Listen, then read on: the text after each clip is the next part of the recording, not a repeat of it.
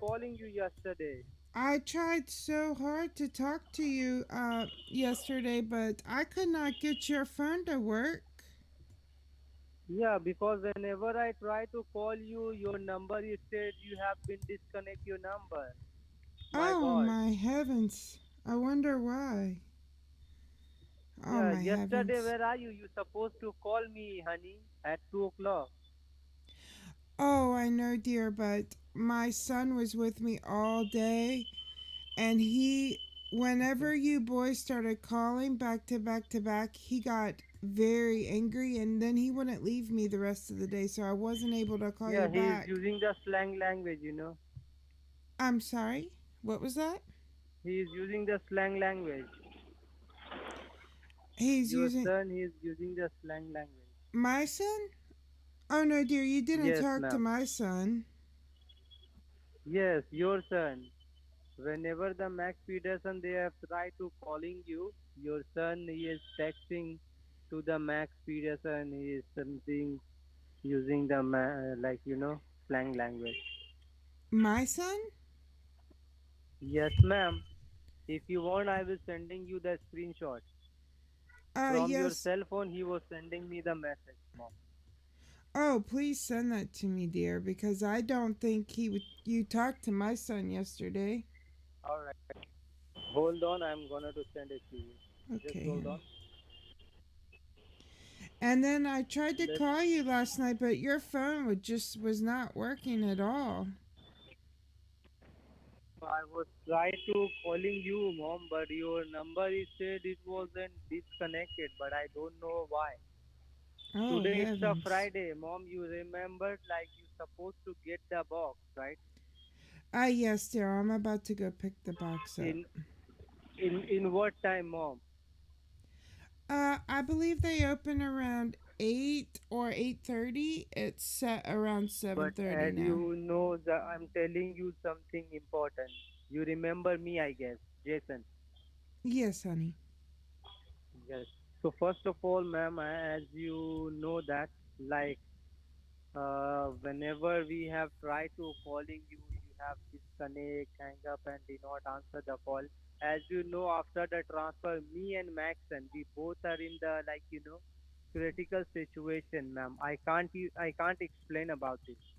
What is going on from my organization? I already get the warning letter, from my organization. I hope you can understand the money which you do have with you. We have got nothing, right? The $60,000 which you have got from us, that was the extra balance, ma'am. We haven't got a single penny from you, right? Right there, but that's not my fault, honey.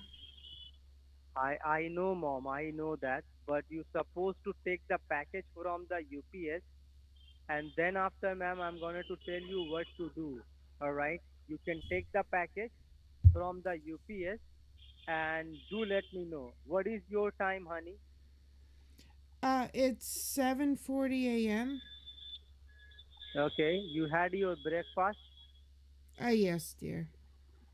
Okay. Is today your son is coming at your home, or today I don't he think, won't come? I don't believe he'll be here. I think he's at work today. Okay. And today, ma'am, what you need to do right now? You need to talk Mr. Max Peterson little while, and you need to turn on your computer, ma'am.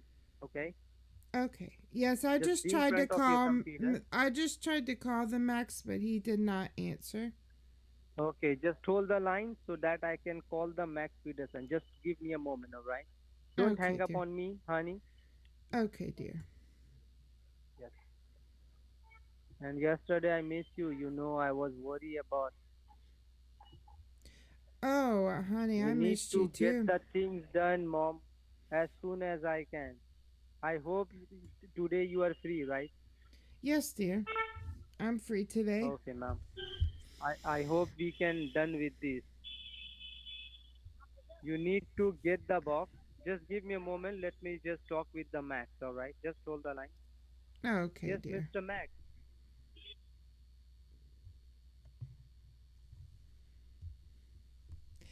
Good morning, y'all. Um, I'm about to go to Take's video, but I got this guy on the hook for several days, so I didn't want to lose him. He thinks I'm like I don't. He just started calling me mother, so I just Hello? ran with it. Hello. Hello? Yes, dear. Yes, honey, do one thing. Do one thing. Max, he was told me like he will be calling you within 15 minutes. For the timing, you do one thing. You need to put me in a speaker call. Don't you hang up the line, ma'am, okay? Oh, You can honey, keep the let phone with me you. run to the Don't. bathroom while I wait for his call. Okay, dear. Okay, in what time? Yeah, I'm gonna go to the bathroom now. Just let him call me back in 10 minutes. I'll be here. I promise. Uh, okay. All right. Please, ma'am, receive my call. All right. If I try to call you. Okay, honey. Okay. Yeah. Can I ask you this, ma'am? Can I ask you one question? Uh huh. Did Jacob call you? Yes, dear. He called me. I'm supposed to go get him You some talked with him? security cards today. No, ma'am. No, no, no. Please don't do anything else. Security card or anything else. They are asking about the money. Why don't you understand? I'm keep telling you the same thing, ma'am. You don't need to talk with the Jacob. Don't you remember that? Every time I'm keep explaining this, and you are keep doing this thing. They take the $60,000, and I was paying this 60,000, right? Yes, dear. Don't you forget that. So why you are talking like this? If they take any single penny, ma'am, I am not giving you anything. Oh, Remember, the heavens. $60,000 which they have taken from you, I am giving you that money, not to the Jacob, right? He is a liar, ma'am. Why don't you understand?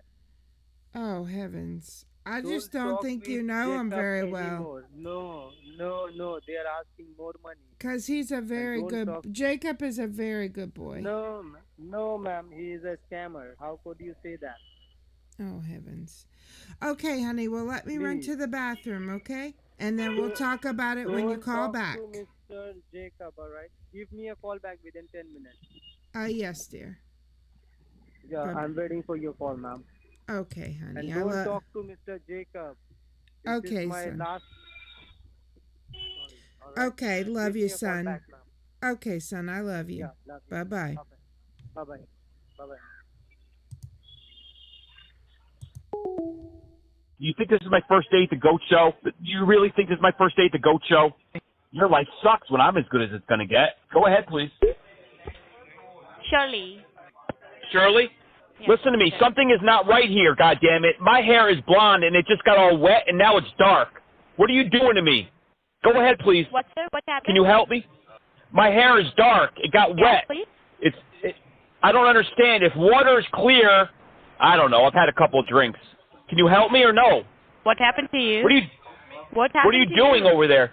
Somebody sprayed me with a hose because I'm dirty. I'm like a dirty scammer. I mean, I'm so dirty. I'm filthy. I'm a filthy American. But my hair is blonde, and then they sprayed me with the hose, and now my hair is dark. I don't understand. The water is So what? clear. Why is my hair So? dark right now? What do you mean I so? don't know. Can you help You me? must know about Can you that. help me, Shirley? Can you No? help me or no? No, What are I you doing? cannot. I cannot Get help your you. hands out of your I am not panties and here put to them on help. the computer and do something. I need your help, Shirley. It's no time to be touching your... Hello? Hey, fuckface. Hey, I've been called fuckface. worse. I've been called worse. Go ahead, please. Yeah. Welcome. For calling support. You're talking to Charles. How may I help you? Charles, I was working with Leon before. I had some gift cards, and then I got shot. Is there any possible way you can hook me up with Leon? I'm sorry? Which gift card is this? Which gift card is this? I got Target gift cards, but then I got shot. Name of the gift card, sir. It's an Amazon gift card. It's an eBay gift card. It's an Apple gift card. Oh, I got Target gift cards. He told me to go to Target. I thought they were supposed to be Target gift cards. But I got shot anyway. You will purchase the gift cards? You will I purchase purchased the gift cards. Listen, I purchased the gift cards, but then the problem is next door in the little plaza, there's a jewelry store. The guy wasn't looking. I figured, hey, I could steal some watches and sell them on eBay. More money, you see. But then he takes out a gun and shoots me. So now I'm limping to my car. The cops are chasing me, and I had to duck into a little alley. I'm calling you from my car, and I have the gift cards. But I've been shot, sir. Okay. Okay. So you will tell me you will tell us the numbers on your Target card? Yeah, they're brand new. I mean, I got $500 worth. Two of them, $250 each. Okay, and you will purchase the gift card for the $250 each. Am I right? Right, but then I got shot. What are we going to do about my leg? There's a bullet hole in my leg. Okay, don't worry, sir. And please tell me your card number. You have the card number, sir? Oh, I got the cards. Yeah, they're in my pocket. I'm keeping those in my pocket. Okay, so the cops. I mean, I have jewelry everywhere. Do you want a Movado watch? Okay. I got watches galore. What am I going to do with all these watches? Yeah. So tell me the numbers on the card, sir. Please scratch it and tell me the numbers, please. That's what you want to worry about? The gift card numbers? I'm laying here in a pool of my own blood. I got police in 5 boroughs looking for me. I'm in an alley in an abandoned car right now. You want to talk about gift card numbers? Sir, tell me the gift card numbers, and then I will... tell me the gift card number. I'm going to tell you the gift card number, and then you're going to hang up, and I'm going to just bleed out and die. Why you do me like that, son? Go get a job, bitch. Thank you for calling Amazon Help and Support. This is Alan Acker. How can I assist you today? Hey, Alan, thank you so much. Listen, I bought a fence from Amazon, I don't know, a few weeks ago. I have snow leopards and gorillas and bunnies and a dragon, and this fence just fell down, and all of my animals are just roaming around the neighborhood, hurting innocent people. The cops have been here 3 times over the last 2 days. I'm in big trouble. Is there anything Amazon can do and put a rush on it? Can you get to my property and construct a new fence? I mean, and maybe reimburse me for the bunnies. I don't know where I'm ever going to find a dragon, but now there's a goddamn dragon flying around the world, and it's my fault.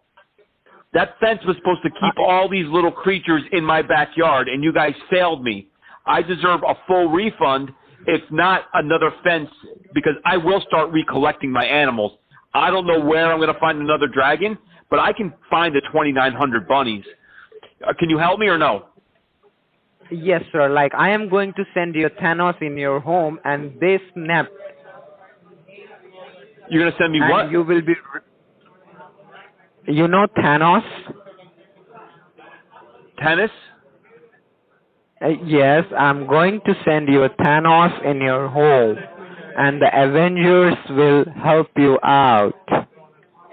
I don't play tennis anymore, though. I have like a bad leg. I'm not good at playing tennis anymore. Thank you, though. I just want to get these animals back, and I need a fence. Avengers gonna take down your dragon, okay? The dragon will not harm you. Avengers gonna take down your dragon. Do you know Tony Stark? Do you know Captain America? Do you know Black Panther? Do you know Spider-Man? I know all of those people. I know all of those people. They work in the call centers now. They don't do the superhero thing anymore. Too. My favorite superhero is Spider-Man. Okay, the friendly neighborhood. Yeah, Spider-Man works in the call center now. I called the IRS not too long ago, and I talked to Spider-Man. Avengers, okay? And the Avengers will go to your home and they will take down your dragon. The dragon will not harm you. You don't have to worry, okay? I don't have the dragon anymore, though. This is what I'm telling you. The dragon flew I away. hate That fence dragons. was. I don't love dragons. I hate dragons. That doesn't matter, though. It doesn't, you work for Amazon. You work for Amazon. No, It doesn't matter what you like or don't like. I work for Avengers. I work for Avengers. Avengers? You know Avengers? Yes, correct. Okay, so let me ask you. Let me get deep into your mind. When you woke up today, you thought you worked for Amazon. Somewhere between waking up in the morning and right now, you switched to thinking you are an adventure superhero? Wow. What kind of drugs are they giving out in these call centers? Administration, how can I help you? Hey, what's going on, babe? How you been? I'm running late. Can you put dinner in the oven? Make something nice tonight. Fuck off. Did you say you don't mind doing that for me?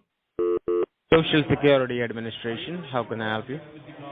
Hey, I'm so sorry, man. I hit the wrong button. I'm so drunk right now. I'm out in the park, and there's pigeons and midgets, and your mom's here. When are you going to get down to the... Thank you for calling support. How may I help you? Hey, can I do a shout-out to the Tanner family? We got Uncle Jesse, Danny, Michelle, DJ, Joey. Don't you say goodbye? Am I audible to you? Hello? Yes, how can I help you? Hey, before when I was shouting out the Tanner family, I forgot to give a shout-out to Kimmy Gibbler. Little bitch. Forgot all about her. Go ahead, please. Sir, drop your weapon. Drop your weapon. You're surrounded. Help me. Go ahead, please. You dialed the wrong number. I dialed you stupid fuck. Same to you. You won't talk. You ran out of English. Thank you for calling customer support. This side Henry. How may I help you today? Henry, this is the problem. I've had these gift cards for 2 days now. I called PayPal the other day. He over-refunded me on something on the cancellation form, and it's not my fault. But then that number went down. So then I Googled it, and I found your number. Can you help me or not? I can't be walking around with PayPal's money. Yes, we can just go ahead and help you out, sir. First of all, would you please tell me the card that you bought, what's the denomination for that card? He told me to buy two $200 Target gift cards. The Target gift card for 2 cards for the 200, right? Yeah, so it's $400 altogether. Okay. And would you please verify me, like, you already provided him a number, which is back of the card?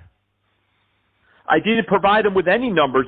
I went to the store. I was on a long drive. I stopped at, there was a hot dog vending machine there. I ran into somebody I didn't even know existed anymore. I thought this person died like a long time ago. We started having a conversation. I had a couple chili dogs and some yoo-hoos. Next thing you know, it's 5 o'clock at night. I come back to my apartment. I'm waiting to give them the numbers, and there's no phone number anymore. The number went down or something. I don't know. So I'm stuck with these gift cards now. Okay. I can't have all these gift cards, sir. Okay, I really can't. They stress me out. I have too many gift cards here. I'm going gift card crazy. Yeah. Okay. And that chili dog that guy had was rotten. Okay. It was a rotten hot dog. I'm worried. You can help me? Okay. Okay. Yes, I can help you. Do one thing. Would you please tell me, do you have that 2 cards handy with you right now? I have both cards, and I have a little receipt. I have a wrapper. I have a bag of Cadbury eggs in there. I have some extra bucks receipts. I mean, I really went nuts at the store, but I didn't take too much time. And then I stopped and got the hot dog. I ran into Fred Wilson from a long time ago, and I thought he died, and I was so happy to see him, and we shared some chili dogs and some relish. Oh, he loves relish. And then what happened is I was late. I got home, and then I couldn't get a hold of him. I'm so sorry. I don't want to be stuck with these gift cards anymore, sir. Okay, so tell me the number. Tell me the number which is back of that. I don't know that phone number I called. I'm so sorry. I called that number. I have a couple different phones because that's what I do. I mean, I'm not as good as my boss, the god of phones, but I have a lot of phones, and I got confused. That number was in my phone. So do you need that phone number? I can look that phone number up. Should I call you back? But then your number will go down. And then I'm going to be stuck with these gift cards, sir. It's all about gift cards. Go ahead, please. Sir, listen to what I'm saying. You need to just go ahead and look back of the card. There's a scratch panel. Do you see it? Oh, I don't have the back of the card facing me. Should I turn the card over, you mean? And then there's like something on the back, like some kind of message? Like, do you ever, like, when you're like little and you eat cereal and they have those mazes and you got to like go through the maze and then you get a prize when you get to the end? Are you saying I need to turn the card over? Yes. And on the back of it, there's some numbers that you need to tell me, okay? So, but listen, he told me don't tell anybody these numbers and just talk to him. Do you think I should wait till I talk to him? Because I don't want him to get in trouble. What happened was we were on the computer and he was supposed to refund me a certain amount of money and he added a couple zeros or something. I don't know. He blames me. He said it was my fault. So I'm the one who went to the store, got the gift cards, the Cadbury eggs. Oh, I even got a lint roller because I have a dragon and there's always dragon hair everywhere over here. So I bought a lint roller, I bought a candle, I bought a magazine, Better Homes and Gardens, actually. Yeah, go ahead, please. What I am saying, on the back of the card, there's a card number and the access code that you need to tell me. I'm going to upload that card onto the server and we're going to initiate your refund right now, okay? Yeah, that's what I'm talking about. Just provide me the card number. I need you to, like, please get rid of these cards for me. I need to pay back this money, sir. I don't care if it's secure on my end or not, but you guys know what you're doing because he made a mistake. That was not my fault, sir. I felt bad for the last 2 days. I've had these cards in my pocket. You know what I mean? Oh, you know, when I was little, I was so poor. I had nothing to play with. My mom used to actually cut holes in my jeans. But that's a different story. We're talking about pockets now and hot dogs and Cadbury eggs and dragons and all kinds of nonsense. All I want you to do is take these gift cards off my hand. Can you do that? Yes, that's what I am asking, sir. Please tell me the number which is back of the card. There's a card number and the access code. Tell me the number. I'm going to upload it and initiate your refund, okay? That's what I'm telling you, though. That phone number, I don't know what number it was. It was in my other phone. Sir, and every time I called it, it was like saying not in service anymore. Sir. Yeah, go ahead, please. Listen to me now. I can hear you. What I am saying, I didn't ask you for your phone number. I am saying... Yeah, I don't know that phone number, sir. I am so sorry. I can find it, though, and call you back. I just have to find that little phone. You know what? I might have left it at the hot dog stand. Yeah, because we were having chili dogs and relish and yoo-hoos. That's the end of that conversation.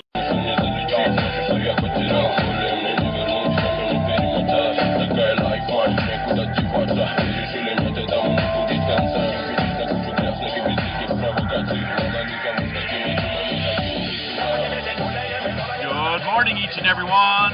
Wake up.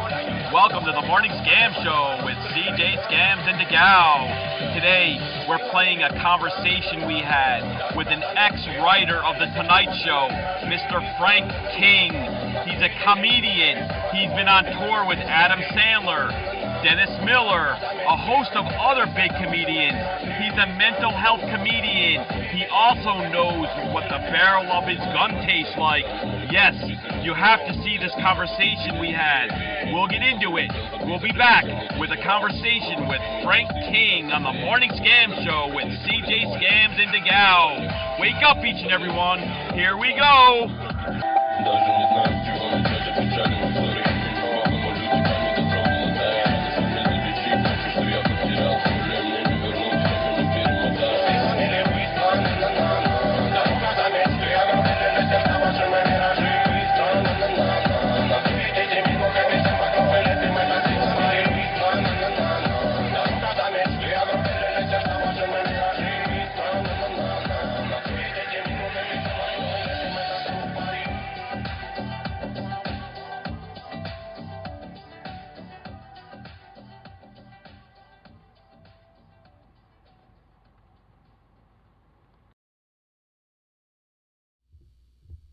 Good morning, everyone.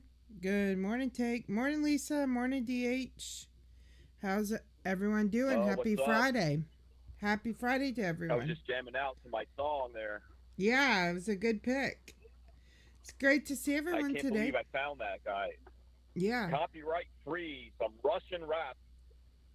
Yeah, that's pretty awesome. Maybe we should just start every show with Yeah. him. I love that. He's got a million good songs. Who knew? Yeah, amazing. Morning, Casey. It's great to have everyone And Lisa today. made an appearance on that video. Yeah, Lisa.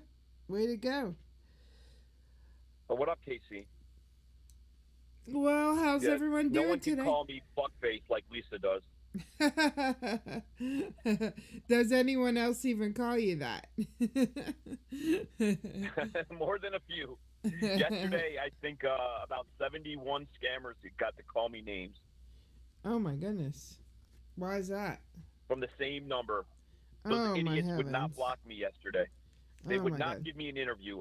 Every conversation I started off with, please tell me what it's like to be in an openly gay relationship in India. You face discrimination. These are questions people want to know. Right? I don't know what they were getting so mad about. Right? Well, heavens. Sounds like a busy day. Yeah, you're stuck in your I was born in 1950 mode. Right? Oh, here. I'll get you some gift cards. Oh, heaven. Bye, son. Yeah. Is that guy going to call back? I'm sure I just X'd out of it so that it wouldn't be ringing. But I've been talking to them since Tuesday. It's been an interesting week for me. Monday, as we told y'all on Tuesday, Renoa and I were in the same call center side by side. Like, people could hear my volume scammer. Low? I just turned you up. You should be better now. People could hear my scammer on her side, and people could hear her scammer on my side. And then Tuesday, I started baiting these people, and I've been baiting them all week. Like, I've hardly gave them any sleep. I called them real late at night. I called them real early in the morning. I basically have ruined their whole week. And what's the scam? It's PayPal. Okay. But awesome. I set it up, if you wanted to rage. So they just started calling me mother from the beginning. So I was like, all right. So I just ran with it, and I'm in my 60s. I have a son who keeps messing up their baits. Yesterday, the quote-unquote son, but of course it was just me, texted him like, fuck off, asshole, because he was like calling me back to back to back. I just wanted him to leave me alone. So your son's talking a lot of slang to them. Yeah, a lot of slang. So if you wanted to be the son, you can come on up. We'll just see how it goes. But yeah, all I've gotten from them was I got one international bank account, one U.S. bank account, and a Money Mule address. That's what I've gotten out of them this week. Wow, nice. So awesome. So, have you been watching any of that Johnny Depp trial? Not too much. Some though. Oh my heavens! Like, I don't know why I'm addicted to this drama. I just can't get enough of it. It's a train wreck. I mean, whatever side you're on, Team Johnny, Team Amber, it's like stuff comes out on both of them. It's just I can't get enough of it. So I was like half sleeping yesterday, and I hear one of the witnesses. I guess he was Johnny Depp's security person when they went to Australia, and I don't follow stuff that much in the news, so I don't know what happened there. But apparently they went in there and, to do a vacation or something in Australia, back in 2018 or whatever it was. And they were questioning his head of security, and I'm half asleep, and I'm like, wait a minute, that guy sounds like Ozzy Boy. And the guy was so funny that the guy is like, I don't know where I was that day. I think I was smuggling her dogs out of the country. Because apparently they got in big trouble for not having the dogs go through customs or something. But the trial is just so fascinating to me. Wow. That sounds crazy. Yeah, well said, DA. And then I'm sleeping, And I'm like, okay, I wake up and I'm like, all right, that's not Ozzy Boy. It's in my mind, right? But then I'm dreaming, and you ever hear people say the term, well, I don't care if they're black, white, Chinese, or Yeah. purple.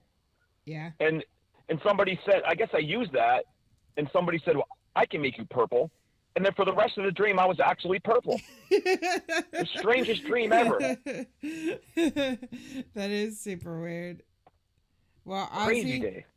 Ozzy, I think Take has a secret crush on you. Well, I mean, how can you not? Right? I know I do. Morning, awesome one. Morning, Jake. Jack. Sorry. Jack. Yeah, it's pretty crazy. I had a dream the other day that you took all your videos off of your YouTube channel. It was a nightmare. Well, we were getting close to that. I was teetering. I was like, it's frustrating. I'm quitting. I can't deal with this, being at 1,000 and putting out a video and thanking people, and then waking up and you're at 999. And I'm like, when is it going to end? Why do I keep losing? So, yeah, but that didn't happen yet. It takes more than that to keep me down. Yeah, for sure. And I've had several people ask us, yes, Take and I have applied for monetization on my channel, but I have not. Well, on my channel we have, but it just says in progress. So I have no clue when it'll be. I'm sure you'll done. be fine. So we'll see. if they see, okay, well, your channel is associated with that TAGOW crazy nonsense guy, then you might have some issues. But everything else you do should be fine. I see people a lot that rage a lot more than me are monetized, so I'm just not going to do it because I have my own reasons. But anyway, if I find out they start playing commercials in some of my stuff, then I might as well anyway. Right. But I really don't want people to have to sit through commercials or whatever. Not that I think they can find any commercials that match my thing. What are they going to do? Find a dragon lint roller? Or, like, I don't know what they would pair me up with, but I hate sitting through commercials, but I guess it's part of life. And can everyone, how's the sound? Because I couldn't get my Discord to work, which sometimes it does this every once in a while. It says no root or something. So I have him on my text. I have Take on my text now on my computer. We can now that's a good point. Yeah. So, because Mr. Chester Drawers is very busy in his life, and I know he was hanging out somewhere, so he didn't have to drive an hour. He may or may not have gotten home. I don't know what goes on in that country. It's the motherland. They do things their own way over there in England. It's always tea time. But anyway, Chester has been around the world, and he's got a bunch of funny news stories, I think. And how is he going to call in if I'm on the phone with you? Like, can he still call in a different number and you, like, patch him through? Yeah, or, let's see, Chester, if you join, like, one of my voice channels or Take someone, join one of my voice channels and we'll see if that works in my server. Oh, yeah, it should be no difference. Well, if your Discord's messed up, I don't know. But, like, normally, if you and I are on Discord together and, like, people call in, it's usually fine. And now I'm on the phone. I'm, like, the caller in person. And he could call in through Discord if your Discord's working. Well, let's see if my server's working. Because... I just feel bad because he's flown everywhere just for our little stream here. We'll get him on here somehow. Maybe I'm very curious to see what he has. Oh. I X'd it off and reopened it. Maybe that did it, but I couldn't get it to work in time. All right. Morning, Harley. So let's see here. Yeah, so Chester, if you want to jump in my server, like any voice chat, I'll see if it's working. And then we will play the, about the 45-minute conversation we had with Frank King, right? Yes. I had to break it into some parts, but hopefully it'll go smoothly because there was... Yeah, that guy was so interesting. There's a couple of visual issues because that was my first time recording a Zoom conversation. Gotcha. So I had to block it out a few times. So hopefully there won't be any, like I'm manually going from one section to another. So hopefully there won't be any issue. Let's see if I can get in with Yeah, Chester he's here. he's a very funny man, and he's been a writer for I don't know how many years, and he had a job working on the Tonight Show with Jay Leno, and he went through some open heart surgery. He was saying, and Jay Leno, that's how close they were. Jay Leno was the first one that actually went to the hospital to see him or reached out, and he does his Jay Leno impressions, and he's opened up for Adam Sandler and Dennis Miller and so many other comedians. And he was just awesome. But what he's done is he's had a tough time in life as far as wanting to live. He makes no bones about it. He's definitely a suicidal individual, but he took his weakness and he makes it a strength. And now what he does is he talks to people about how to save other people's lives. And he calls himself the mental health comedian. And he jokes about all the darkness in his life. It was just so fascinating to talk with him. We can go on and on about him. But it was so nice that he took the time to talk with us. It was super cool. Okay, let me try to end. No, it's not working. Chester, just hold on. Let me try to end this and reopen it and see if that works. Morning, Jack. So yeah, well, that's awesome that you got so many calls in yesterday. I had a very interesting call yesterday from Julian. Wait, is it Julian or Julius? I can't remember. But I just got this random call to my text now, and I was like, hello? And then this guy was like, hey, Maddie, it's Julius. Remember me? Your brother yelled at me. Oh, wait. I heard something that sounded Discordy. Didn't you hear that? I was probably the brother at the time. Yeah, so maybe you'll be my son today. You've been my brother before. You've been my hacker. No, it still says no root. I don't know. Can you, Chester, can you say something and see if we can hear you? It still says no root. So I think my computer needs reboot, but we don't want to do that because it's going to end the stream. Morning, Britt. Good morning. Good morning, Anonymous. Great to have you all today. Thank you so much for coming by. So yeah, let me just message him. See if he has a text now. But anyway, so yeah, it should be an interesting day. We'll see, what happens with that one. Yeah, I can't wait. Yep.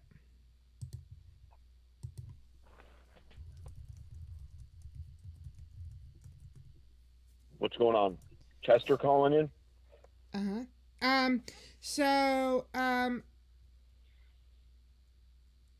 What else? I'm trying to think of what else was going on. So I don't remember that guy. Do you remember Julius or Julian when you pretended to be my brother?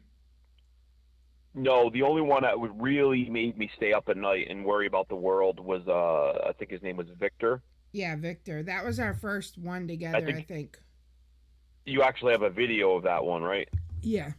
That was like our first beta. I mean, that guy, yeah, I was like brand new at calling scammers, I think, and I just started raging at him. And I'm surprised people still sub to you after that and putting me on that call. But he was just, I didn't realize the greed that existed there. I thought he would have been done when I was done raging at him and calling him all these names and yelling at the top of my lungs and bringing the heat. And then he's going to still text you, I don't know, 50 times over the next few days after that call, trying to sell you that I'm the scammer. Now, obviously, by now, fast forward, 8-9 months to now, I've grown up. I've learned that that's the way that these scammers operate. They're not going to give up, and they're going to constantly try to sell you on that I'm the scammer.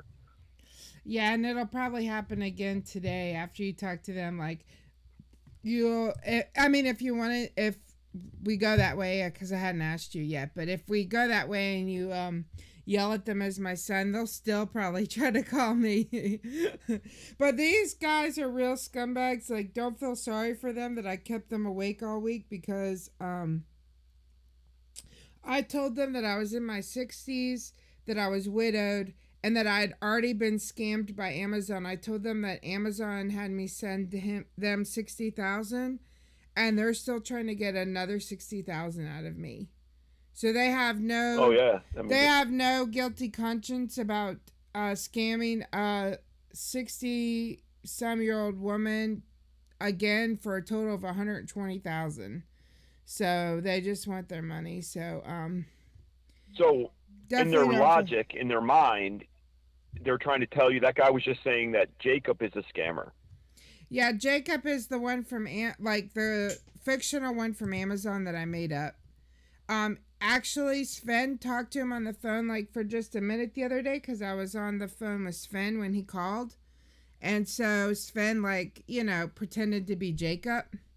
So he thinks I'm still talking to Jacob because, like, I told him, like, I don't know what happened. Like, after I withdrawed the money, the 60,000, it just didn't add up. Like, the numbers didn't add up right. So Jacob is still working to make sure that the 60,000 gets put back in my account.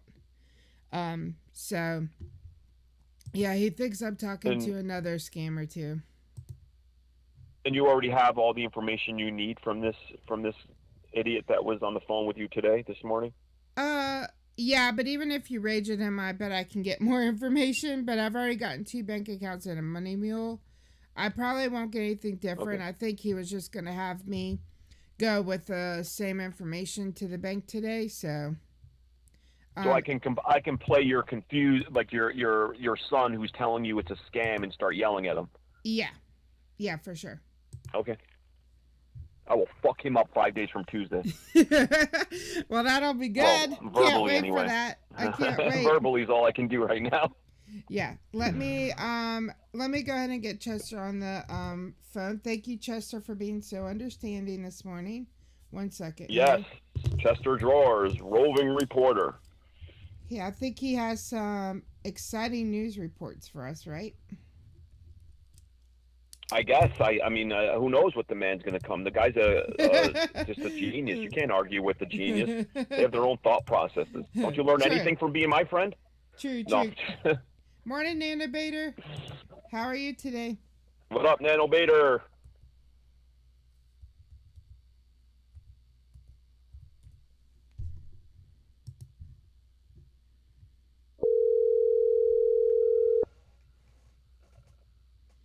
Oh, who's this now? This is hopefully Mr. Chester Draws. Hello? Hello? Hello, Chester. So sorry for the having to call you on your text now. Yeah, is this Chester? What an inconvenience that is. Who is this? Chester? Hey, boss number 2. How you doing, Mr. Take? It's definitely Chester, right? I think so. Yeah. Definitely. All right. There's a lot of people trying to impersonate you over there. I had to make sure you weren't like Prince William or, Yeah. Well, what can I say?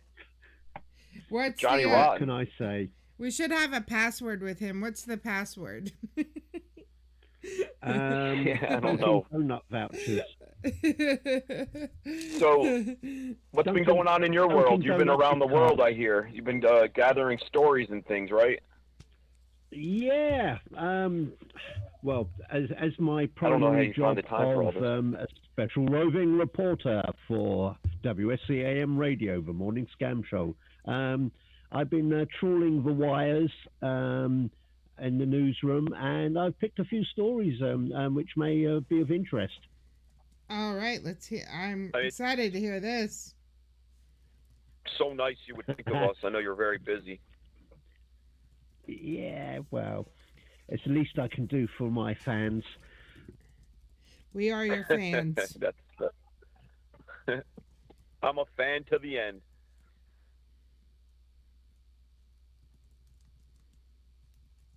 Hello. Hello? Did we lose you, Chester? Chester? Hello? Hey, if y'all missed it, Maid saying that someone got scammed out of $760,000 from their husband's life insurance. That's terrible. Oh, sucks. Good morning, That's Lucifer such Screams. heartbreaking news. Whoever you are. What up, Lucifer Screams? Namaskar. Okay, say hey. Okay, say Just hey. in case you are from India. Yeah, but we know you're not. Because you're Lucifer. No, what gave it away? What happened to our friend Chester now? Chester? I don't know. I don't know if his wife came in and he had to mute me or what happened. Get his wife on the phone. I'll talk to her. Yeah, let's call him back. I just made that wife thing up, y'all. I'll behave. I'm not going to ask her what she's wearing. We don't trust you, for sure. I don't blame you. Call him back, Chester. Chester? Yep, I'm just calling you now. Oh, okay. Well, here we are. You're on the line. This is a mobile. Oh, okay. All right, can you hear me? What are you doing? Yeah, we can hear you. What are you wearing? Yeah, we can hear you. Okay,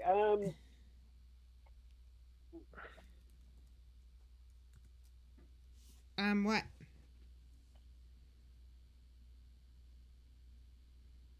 Chester. You all right? Yeah, Chester, you okay? We can hear you. You don't know what's going on over there. Jack the Ripper might have come back.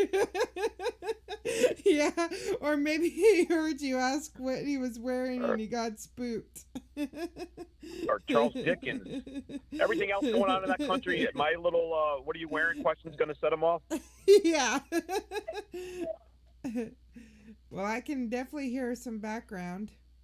Hello, Chester. What's he doing? Is he in the water? Is he swimming to France? I think so. Maybe he's trying to get us some footage for the news stories. Nothing like leaving it to the last minute. Right? We might have to break live to the Amber Heard trial. Yeah, true. We could do that.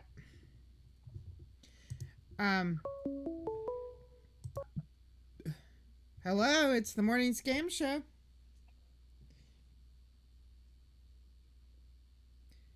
Hello, Chester. Hello?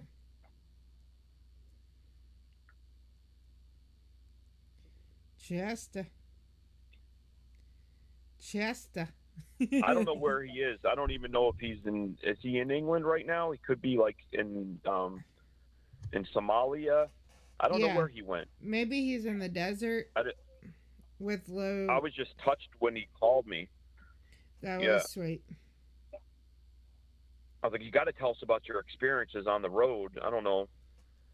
Yep. And I had a nice message from Dan Gleeballs too. So hopefully Dan Gleeballs will show up. I haven't heard from Dan since he was on our morning stream there, and it was just nice to hear from Dan. Well, we actually have a clip of Dan we're gonna play later, hopefully. Oh, nice. So, Chester, should I call you back, or are you gonna call me? Because I think we were trying to call each other at the same time. This is fun, right? All these phone problems. Yep. That's why we need to hire a producer. If anybody knows a professional producer that wants to work for free. I nominate Pecan Head. Then have them come. Yeah, because Pecan Head definitely will point it out to you when you make a mistake. So let's have him come on. He's everything a producer should be, right? He's independently wealthy. He's critical. He's funny. He's loud.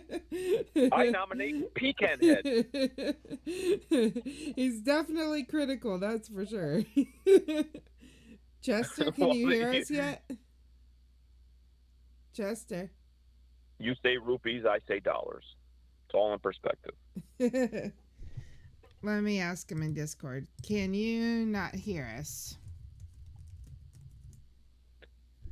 I mean, Sven will do it for an autograph. Yeah. But then I have to ship it all the way to India, so that doesn't sound fun. Oh, Rabbit Mouse in the house. Hey, Rabbit Mouse.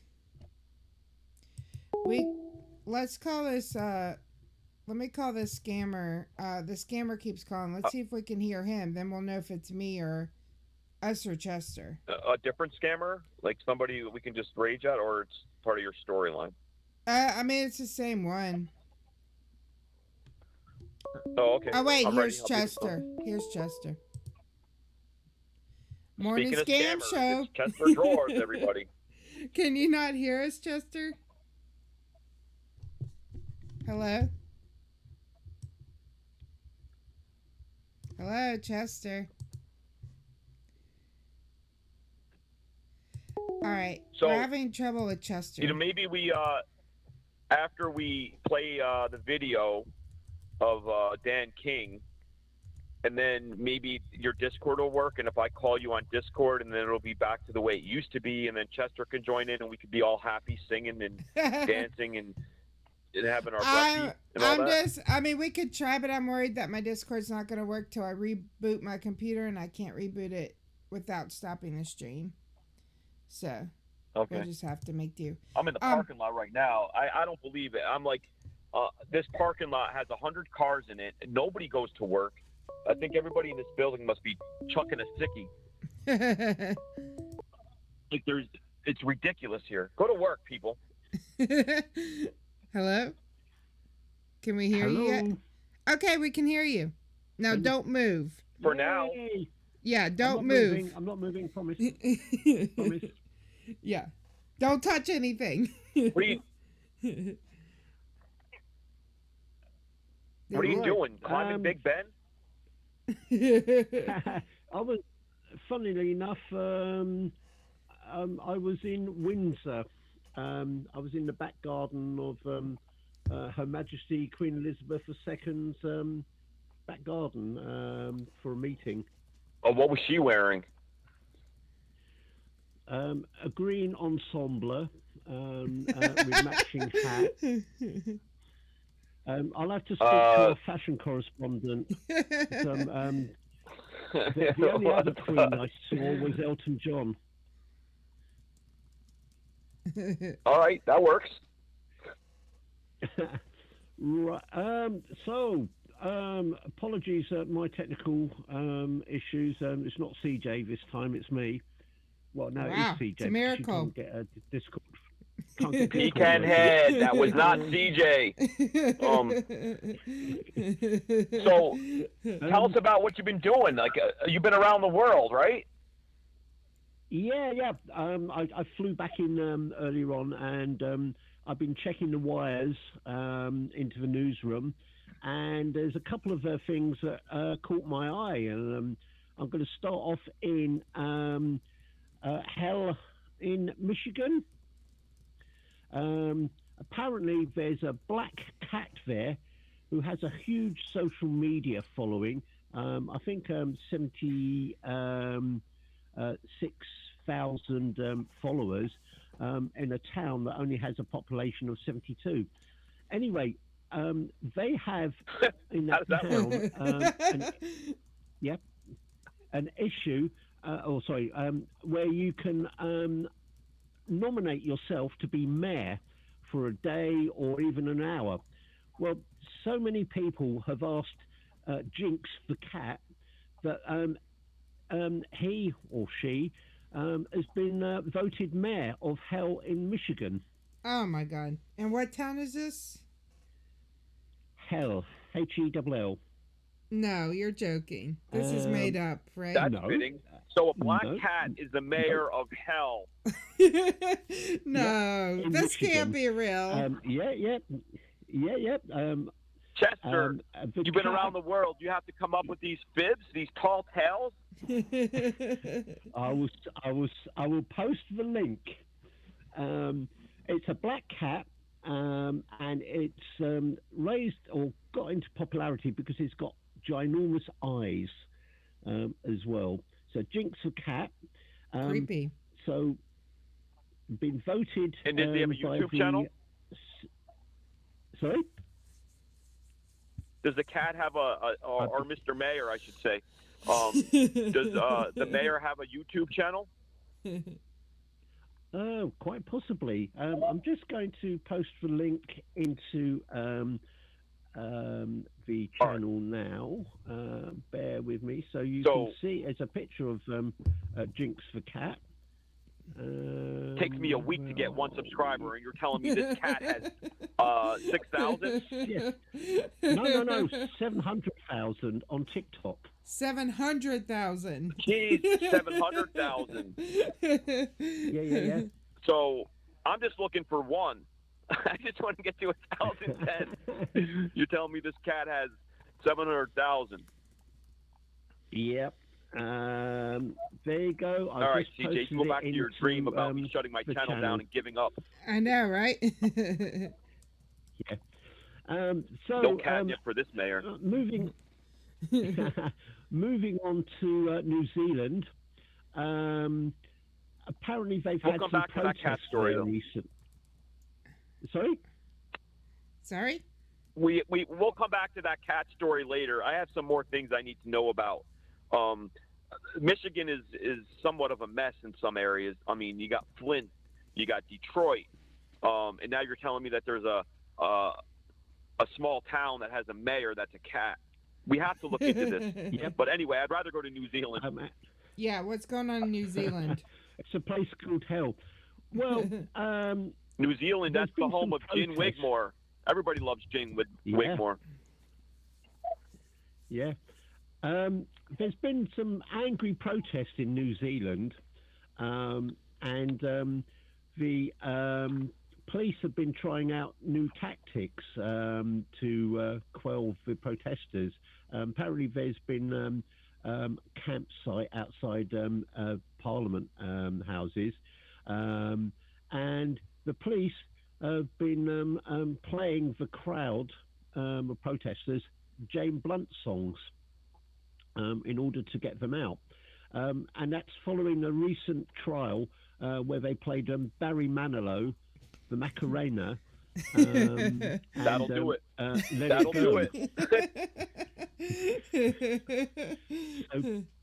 Can't blame them. The crowd has been bombarded with Barry Manilow's greatest hits and Macarena on a loop, and unfortunately, sort of backfired because there's been a sort of a crowd sort of dance thing. So there's been sort of mass dancing in the rain, and I just said it's so they're all doing Macarena in the rain. That sounds fun. Yeah. Now that's a video I need to see. Are they wearing clothes or are they naked? Because I'd want to be naked in the rain. That's a video I doing really need to Macarena. see. Well, no, I don't think it was a scrapbooking convention. So I think DJ won't be watching it then. Yep. But I'll watch it. I like Barry Manilow. I write the songs that make the whole world sing. Wow. Yeah, so two stories about hell. Song too. Yeah. There we went from hell to hell.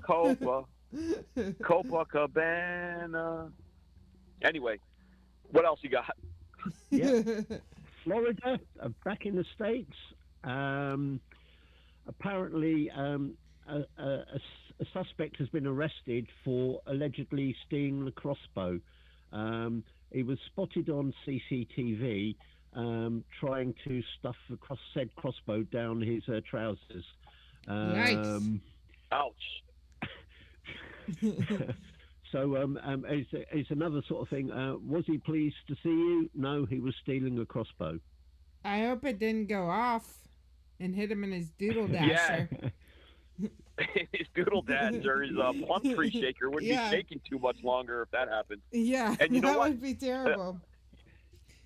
you see more and more these idiots, these wannabe thugs. I mean, and I give the guy credit. He's at least trying to be different. You know, who wants to shove a crossbow? Who's got room for that? Even if you have if you're hung like a squirrel, if you got room down your pants for a crossbow, God bless you. But you see more and more of these idiots, and it comes up in the news where they shoot themselves in the twig and berries because they put a gun down their pants. It reminds me of, remember 8 Mile, Cheddar Bob? He shoots himself in his shaft of delight. I don't understand. They never learn. They never learn. You don't put the gun down your pants. There's a much better hiding spot. Well, I suppose it's different from shooting arrows into your butt. But that's the gorilla. Yeah, I mean, one feels good and one can change your life. Well, I guess they both could. I posted the link to that story in chat, and there's a video to go with it. So okay, awesome. And good morning, sir. Final story. Go ahead, Chester. Oregon. My final story is another cat story. All right, we love cat stories. Okay. Yeah. Yep. It's a woman married her cat to get round a pet-hating landlord. That's pretty clever. Wait, say that again. Say that again for the people that are high at 10 o'clock in the morning. She has a landlord that unfortunately has banned pets in the house that she rents. So she got a cat, and in order not to be evicted, the mum of two got the idea that if they were married, it would show any future landlord just how important it is for them to stay together. And Brilliant. They were married, and I'll send again. I'll post the link in chat. There's pictures in there of the wedding day. The 5-year-old cat was married in India at a civil ceremony. They had a destination wedding. A 5-year-old cat. This is a fashion bit for you, which I just checked out. Was draped in gold lame for the big day and meowed her vows in front of Deborah's family and friends in southeast London.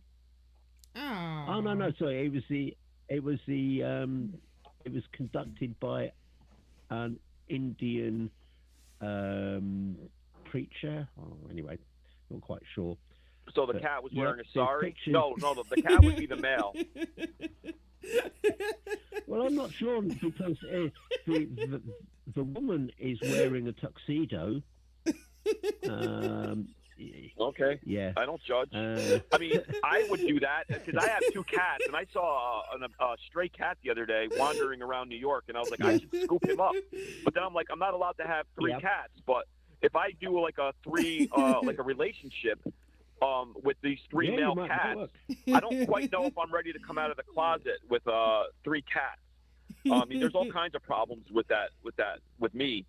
But I'm wondering if I do that, if my landlord will have to let me live the way I live. We're all married. Yeah, I do it just for the insurance purposes. Pets have better insurance than I do. Oh my gosh. Zebulon said that he could top that. He apparently knows a woman that married a chandelier. Wow, fascinating. That's crazy. Well, the cat wearing a sari at the wedding, that was the funniest part. I mean, the theme here is if you ever hate your life, you could be that crazy where you will marry a pet. I'm about it's to not marry that bad Stanley. out there, folks. Yeah. My last story for you for today, although I can sort of check the news wires, is an environmental one. So it's something that's good for the environment.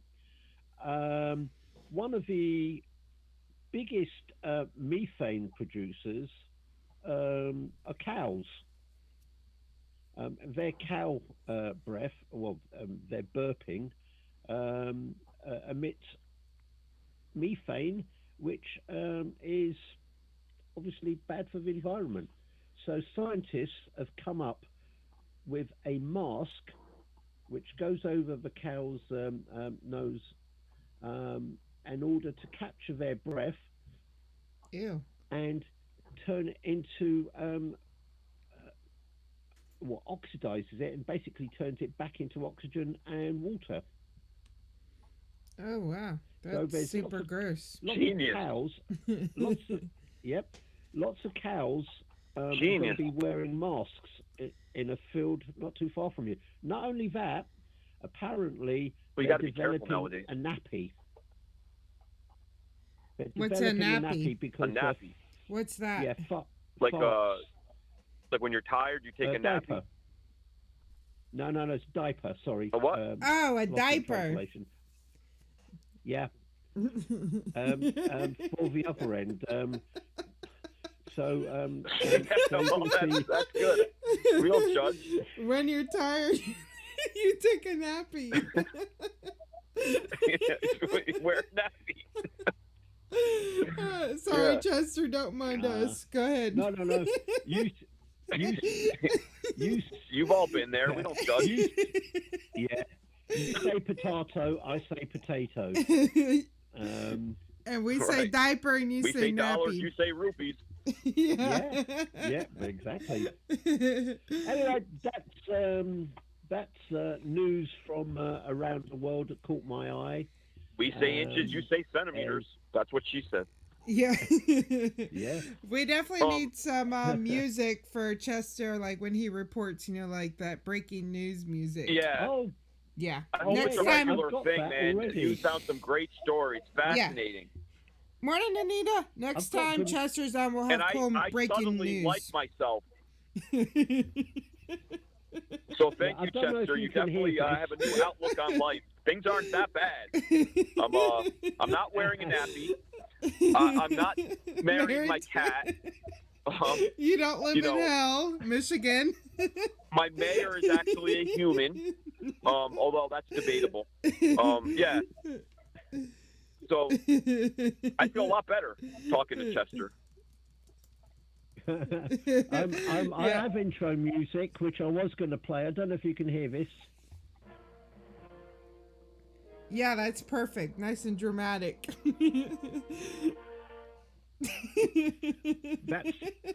That's my that breaking works. news. I was thinking Ozzy Osbourne, Bark at the Moon, but that's good too.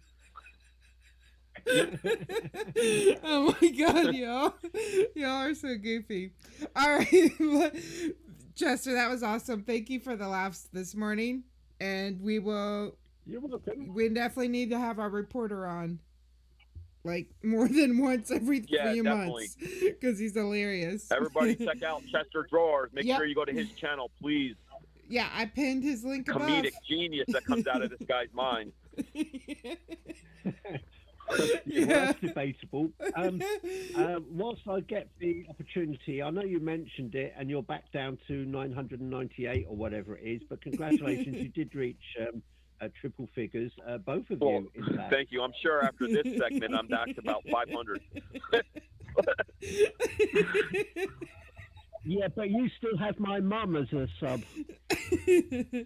Oh, thank you. Oh, well, that's nice. I wish I had your mom, Chester, and Take's mom. But I'm not allowed to speak to Take's mom. I've been forbidden to speak to Take's mom, so. I'm forbidden to speak to Take's mom.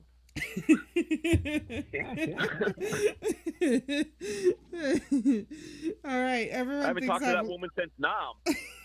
All right, Chester, thanks so much. Everyone thinks I've gone crazy. Thank you, Chester. Love you. That was amazing. Yeah, everybody go look up Hell, Michigan.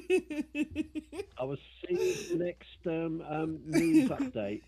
Okay. I hope so. I can't wait. Roving reporter for WSCAM Radio, the morning scam show. Back to the studio. Thank you, Chester. Oh. That was hilarious. Now, he is busy as somebody can be. He's on everybody's channel. He's making calls. He's doing behind the scenes. He's finding these stories. He has time for us. I don't understand why Mike Tyson says he's too busy to come on our fucking show. Right. Chester Drawers proves it. You can be busy and give us a little love. Right. But we did have Frank King, and if you don't know that name, I mean, a lot of people don't know writers and behind the scenes, but he was responsible for making Jay Leno funny for so many years. It's just an amazing man. Are you going to play this video soon? Yeah, but I have to talk to this scammer first. Bye, Chester. I'm going to hang up on you so I can call this scammer, okay? Bye. We got to talk to this scammer first because he keeps calling and calling. Then we can talk to him again maybe after. So I'll just call him and be like, okay, yeah, I'll just start it off and you jump in whenever, okay? And no worries about ruining it. So let me call him right quick.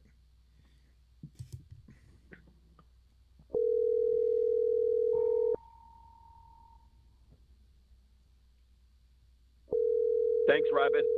Just scrolling up.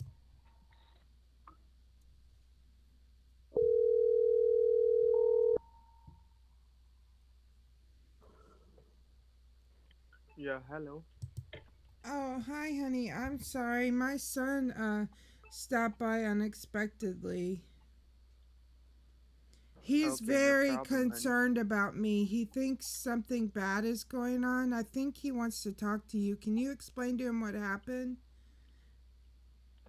I'll make him talk to Mr. Blake. All right. Okay, here he is. Mom, give me the phone. Give me the phone. Who are you? What are you doing with my mother, sir? That's it. He already hung up. That's the end of that conversation. Let me call the Mr. Blake, and then as soon as he answers, you can start talking to him. Is that the same guy? Who's Mr. Blake? Like these two are working together. They're like working together. Oh, okay. Yeah. A little Bonnie and Clyde going on. Yeah, exactly.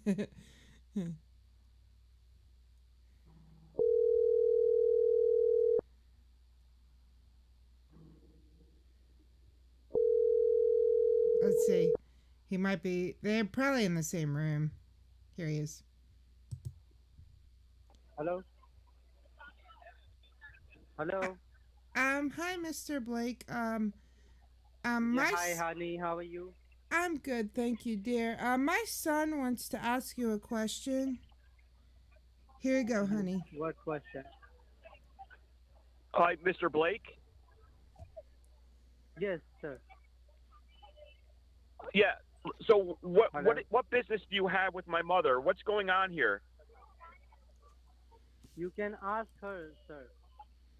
Whatever it. Oh, I did, but I want to hear it from you. I want to hear it from you, sir. Yeah, it might. She wanna explain better than me, sir, because she's gonna better than me. You haven't asked her? No, but she did. She explained it. I asked her, but I want to hear it from you because I don't trust my mother. Sorry, Mom, but can you please elaborate on what she's doing You have to trust your mother, with you? Sir. She born you, right? She born you. Who are you? You are not. Which company are you? She born you. I'm sorry. Are you the electric company? Who are you? 360 LifeLock Security. Oh, is this about the bee farm that we were going to start? I told my mom that's never going to work. She purchased 1 million honeybees from Amazon, and she was going to start like a bee garden, and I told her people don't need that much honey. Like, are you helping her get the money back? I don't know how she's going to collect 100 bees. They're flying around everywhere. My mom is crazy, sir. Yeah. Yes, I know that. That's why I was just trying to helping her, sir. Because some of the person who was. I've been stung so many times in my twig and berries. Thank you, sir. You're going to help my mom get the bees back? No. What was yeah. No, what was like, how would you suggest we collect 1 million bees? Well, how do I collect 1 million bees and ship them back to you guys? No, I am not calling from that company. Now, what happened? Since 2 or 3 weeks ago, she had a conversation with the name of the person. His name is. She's doing something wrong. That's why I was just when I was just here that I was trying to help her, nothing else. Now let me explain. Let me ask I you a was trying question, to though, and I don't helping mean her. to be offensive, but She's yes, also yes, look like thank you my so much mother. for taking. Yes. Yeah, lifetime protection, right, against the bee stings. Yes. I hope you can Okay, thank you. know the about the Norton security. Right. Yes, Norton, right? Let me ask you a question, though. And please don't get offended. I'm doing a report. I just happened to hear you on the line with my mother. I'm doing a report for the university. I'm taking a class, and we're trying to figure out what people have gone through in their life to make them the way they are. Can you please tell me what it's like being a gay man living in India? Like, do you hide in public with your boyfriend, or are you, like, openly holding hands in the streets? Go ahead, please. See, first of all, sir, we are helpers, right? Nothing more. If she don't want, definitely no one gonna give her call back. If she need a help, that's what I'm just trying to helping her. If you don't want it, definitely no one will be call you in the community. No, you're a nice man. I can tell you're a nice man. But could you please answer my question, just because I want to get an A on this report? What's it like being a gay man in an openly homosexual relationship in India? Like, do you face discrimination? Do you feel safe? Can you walk don't around know, with your sir. partner and hold hands and make out and like fondle his doodle after in front of people? From the United States. I'm sorry?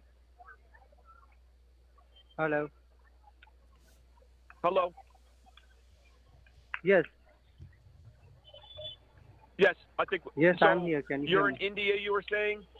You're in India. What part of India No, are I you am in? not from. I am not from in India.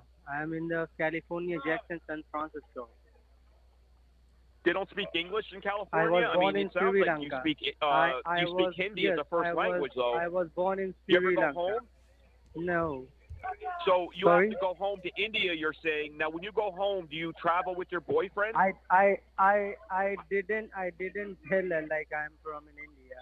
The person to whom your mother, she was talk, Mr. Jacob. Basically, she explained about him. He's from in India, and I'm not from in India, sir. I was born in Sri Lanka. Oh, you're not from Calcutta? And I'm right so now I'm the sorry. citizen. I thought you were yes, from I'm the Calcutta. citizen of the United States, right?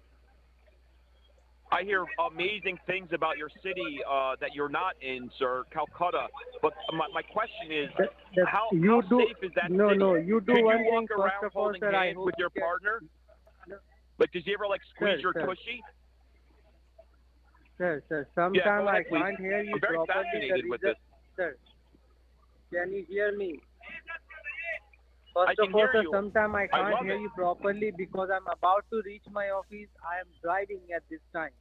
So would you please give me a call Oh, yeah, back a lot of within rickshaw half an traffic hour, there. maybe an hour? You got a lot of rickshaws. I can hear the Okay. rickshaws in the background. The streets of Calcutta are bustling Yes, this morning. because But let's stick to the driving. subject, sir. I am driving.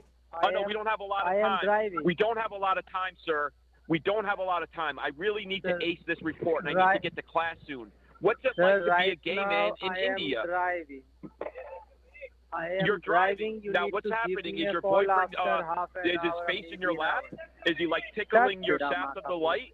Tell me what goes on in that little rickshaw that you're driving. Give me a call after an hour. Thank you. I'd like to finish the conversation now, sir. I'll be in class in an hour. Don't you say goodbye, Mr. Blake? That first one was texting me while he was talking. The other one said, "Honey, call me. We have been disconnected mistakenly. Let's call him back." He said it was a mistake. Who's this now? It was the first one that hung up. The one that's working with that one, you know? Okay.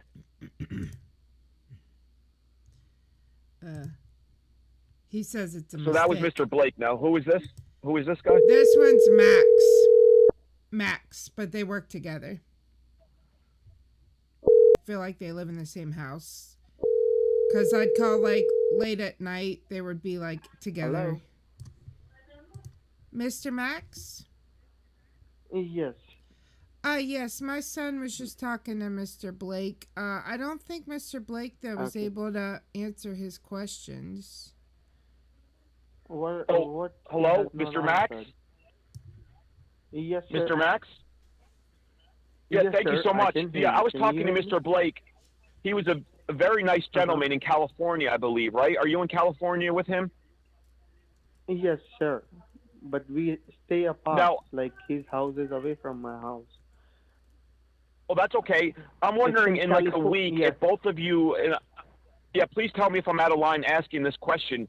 I'm transferring my studies to UCLA, which is in California, and I'm gonna. I have to give a presentation, and I'm trying to talk about perseverance. People that have gone through terrible things in their life and have turned them into strengths, and they don't really care what people think about them. He was letting me know that you guys are in a gay relationship together. He says he's the power bottom. I don't really know. I don't judge what you guys do. But would you have a problem speaking to a group of students about what it's like to be a gay man in India? Go ahead, please. No, you're extremely wrong, sir. You're extremely wrong. No one is Oh, I'm doing wrong? any bad thing. You're to not in anyone. California? Yes. No, no. I'm so sorry. And He no said you were one in is California. doing I any believed bad him. thing to anyone. The thing is, what happened, sir? You can ask your mother. She is as well as my mother. You can ask her that how I treat her. Oh, and I believe how her. talk I to believe her. I believe you too. Yes. Yeah, I believe her. You're not doing anything bad so here. If you, I totally believe you. But I'm asking you as a friend, as a favor to my family. You don't have can to you ask? worry Can you about do me it, a sir. favor? Like you your talk mother too is much in though. They safe say I hands. talk too much. You just All don't right? shut up. Listen. Yes. Would you be have able to, to you have speak to to listen about me 1,000 students that about you what can you go understand me, through right, in sir? life as a gay man in India? Look, Do you brother. hold hands on the street? Look, brother. Do you grab his peach pusher in public, or do you keep it private? Sorry? Go ahead, please. What are you sorry about? Sorry? I mean, are you openly, like, can you walk down the streets where you live and feel safe holding your partner's hand? Like, you pet Mr. Blake's hair and give him little kisses on the cheek? Like, what goes on in your relationship? If you want to remain private, I understand. I'm asking you as a friend, can you please speak to the people at my college about what it's like in life to be openly gay and walking around the streets of Calcutta? Go ahead, please. Calcutta? That's where you're from, right? Why do you think so?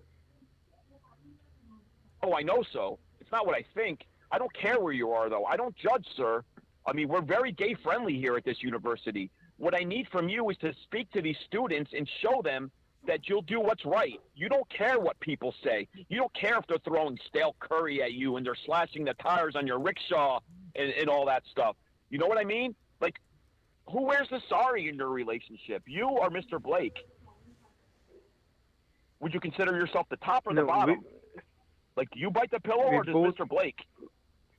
It's not like what you're thinking. It's not like that. You're Okay. thinking exactly What's it the like? opposite. If I'm crossing the line, and you're let me know. exactly the Sometimes wrong I can get side. offensive. I'm You are sorry. just seeing the wrong side. And you are just trying to understand what your brain is making you understand. And it's extremely wrong. Now, where did you guys You get need married? to ask your Like, mother. did you get married in and California where it's legal, or did you get married in India? No, I'm from the California, Santa Barbara. Right, but originally, you don't even know how to pronounce Santa Barbara, so I'm not going to argue with you. But let's say you are in California. You didn't start there. It's not going to You work. started in It's Calcutta. not going to work. Listen, Did you meet sir, Mr. now Blake I in have Calcutta listened to or you California? Each and every time. The class is you are very just taunting fascinated me. by you, sir. It's not the time to taunt. It's not the time to taunt. It's the time to repay It's the what you time. have done. Your mother has done some mistakes which we are just correcting. So you don't need to come across it. I will be handling it with your mother. She is really a gentle person, and I am too. So you don't need to worry about it. Nothing will happen bad to your mother, all right? You're an idiot, sir. You're an idiot. Okay. My mom will never I'm talk an to you idiot? again. You're a scammer. How do you do this for a living? I How don't can care you if say you're that? gay and How you can bite you the say pillow that? and you walk How around can holding you hands say with. that? What do you, how can I not You say are that? saying it Because wrong. I speak You English. are saying it I wrong. can I say can it. say I'm that not you are a saying it wrong. scammer. I can say you are a scammer. You're a Just loser, pass the sir. call to Mr. You can sit here and pretend, pass but you the know call what? to When you Miss hang up this Deborah. phone, you're going to be like, that Just guy was pass the right. call to her. I'm a piece of shit. Just pass I the hurt call to people. her. You're a fucking loser. I don't want to You're talk a to you. You're loser. not a nice person. Just pass the call to your mom.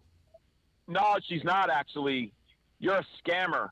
She'll never talk to you again, little bitch. Just pass the call to How's her. that? You just got pass the call to her. You just got lots of time use wasted. such words in front of your mother? How can you use such words Nakutia in me front of your mother? Can you please let me know? Mira nam TAGOW, hey. Do you have a little bit of respect? But you know in what? No, I don't want to know. Okay, say hey, Chutia. You're not speaking Okay, nicely. say hey, Chutia. Why would I? You're a loser. Say that once again. You hurt innocent people, and you know that. You can pretend and try to sell my mom and me right now on the phone, and all the people listening, you're a fucking idiot. You're a loser. You just wasted how many days thinking you were going to get money from some scam? You're not getting anything. Maybe arrested. Mira nam TAGOW, hey. Take a glass of water and fuck yourself. Don't call my mom again. Fermilingue.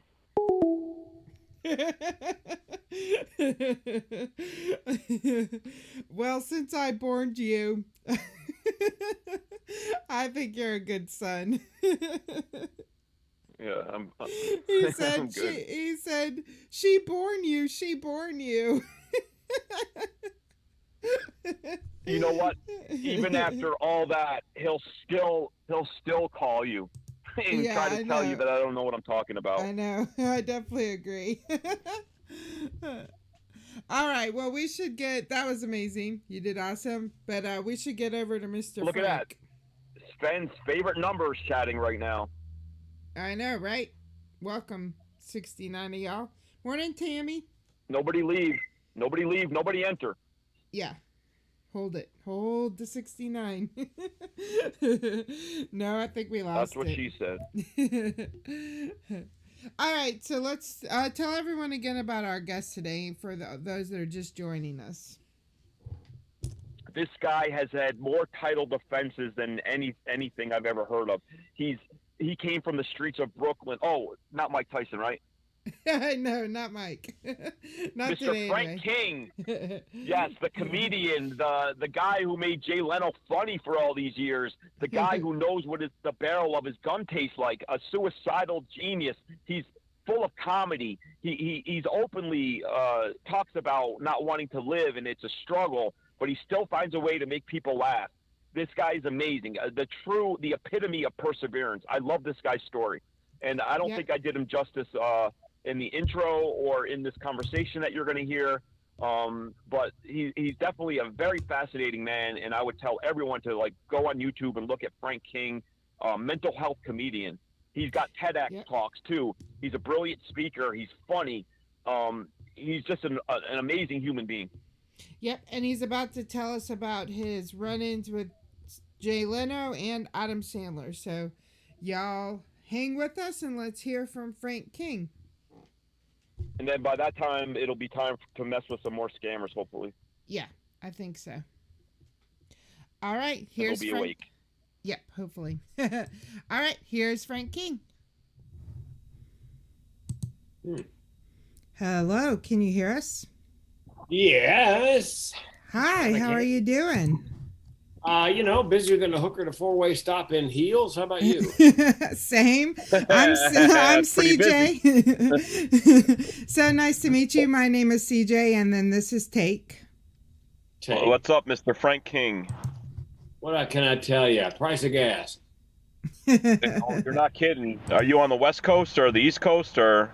Yeah, but I'm not in West Coast California where they have the boutique blend where it's over $6. I'm in Oregon, so it's about 4.5. Oh, lucky you. That's good. I was in Beaverton for a while, and I love that state. We are crazy about the Northwest. Yeah. Yep, I don't blame you. But I'm as far as you can get. We're on the East Coast, so I'm in New York, and CJ's in downstate in the Carolinas. Yeah. We're in the well, mosquitoes, humidity, snakes, spiders, Republicans. I mean, every state has something beautiful about it, but it's hard to compare with Oregon. I mean, like, I have to be on your side I think that's one of the best states that we have. I loved it out there. If you can deal with a little rain every now and then, I thought it was great. Yeah, it's rains from September to May, but not like it does in the Carolinas, where the bottom drops out and there's a frog strangler. Just drizzles, drizzles, and drizzles, and drizzles. It's too many frogs. Yeah. Well, we're super happy to talk to you. Thanks for joining us. Absolutely. Yeah, and I cannot believe that you're doing our little stream. It's such an honor. You have a resume that's one of the strongest that we've had on our little stream so far. And I mean, to be doing this for just time and conversation is, I mean, we owe you a lot. Like, I know that you do corporate gatherings and companies will hire you to be like the MC at their get-togethers and you'll host it. And you've been a comedian for 30 years and you've opened up for some big names. I mean, Dennis Miller and, Adam Sandler, the list goes on, and I'll let you talk about your resume. But when I was doing a little research on you, I was just blown away that you were talking with us. Well, it's all part of a plea bargain, I'm told. I mean, well, I'm sure you and CJ worked that out. Yeah. Yeah, I won't even tell you what I have to do on my end. Yeah, exactly. I think of it as community service. That's what I'm saying. Yeah. Yeah, but feel free to just talk about yourself for a couple of minutes, just so we can really, articulate it the way you deserve. I mean, you've done some amazing things, and you're doing amazing things, and I just don't want to miss anything. Well, and are you guys not on video for a purpose, or you just don't? Is it just audio? Yeah, we haven't shown our faces yet because we talked to scammers. So we've been. Oh, okay. So we kind of protect our identity. I don't know if I'll do that forever, but I hadn't made a decision, so that's all of India wants us dead. Yeah. For sure. No, eventually we will show our faces, I'm sure, but for right now we just have audio. Yeah. I'm always amazed when somebody from India calls and says, we would like to make you an app. We'd like to make you a website. And I go, are you in India? Really? You do understand that 90% of the scam email and calls I get come from India. Your countrymen are killing you. Yeah, it's true. Exactly. That's what we try to promote. I mean, it's the country gets a bad, the legit people are suffering because of a few bad apples, and that's what we try to promote. For sure. But please talk about yourself for a minute. Oh, me? Yeah, please. I mean, it's your time to shine. I really want you to articulate better than I could. I mean, I'm very giddy to have you on. I don't want to mess anything up. Is this a prank call? Your phrase is a little effusive. No, not yet. We have a legit. We have, I guess you'd call it legit. We do a morning stream on Tuesdays and Thursdays that we call the morning scam show. We talk about scam news, and we have different guests on. So. Okay. Oh, I've got somebody to recommend for you, by the way. Oh, that would be awesome. We would love that. I can send it to your email. Yes, a gentleman of mine who does. He speaks on. Awesome. Like the Tinder swindler on that topic. Oh, that would be amazing because we haven't had. Was it Mike Tyson? No. Yeah, I saw that video. Why would you tease Mike Tyson, drunk or not? Yeah, exactly. It's a good question. But we would love that. Thank you. But we definitely like to have a variety of people on. So when we saw you on the website, we were excited to talk to you too. Well, my friend's a former spook. Secret agent, federal government, works with DOD, and he also works on romantic scams, speaks on it. Awesome. That's great. Yeah, I just, started comedy in the 4th grade, told my first joke, thought to myself, I'm going to be a comedian. Mm-hmm. And then 12th grade, did the talent show. Nobody ever done stand-up, did it, won. Said to my mother, I'm going to be a comedian. She says, you're going to college first. I don't care what you do when you get done. You can be a goat herder for all I care, but you're going to be a goat herder with a college degree. So I went to Carolina, got a couple of degrees, and then moved to San Diego with my first wife, girlfriend from high school and college. And there's a comedy store in San Diego connected to the one on Sunset in LA. And I did open mic night, did my first 5 minutes on April Fool's Day, 84. And inside my head, I heard the voice, "You're home." Oh. So my second thought was, I'm going to do this for a living. I have no idea how. And had I known how hard it was, I might not have tried. But that was 35 years ago. I've been doing it full time for 35 years. Yeah. That's amazing. Did radio mid-90s because they were hiring comics to be sidekicks on morning shows. And I took a #1 morning show and drove it to #6 in 18 months. And nice job. Yeah. Yeah. Didn't just drive it to the ground, drove it in the Middle Earth. And and the club boom and busted. So I went into corporate comedy, jokes after dinner, after lunch. I rode that wave till the last recession, 2007, 8, 9. Lost everything in a bankruptcy. That's when I learned what the barrel of my gun tasted like. Spoiler alert, I did not pull the trigger. Oh, really? Just kidding. I'm very happy that you didn't. Yeah, well, of course, we're very excited. I know that you haven't had reactions in the past because I've done my research, and you were trying to tell people you could be a little less disappointed.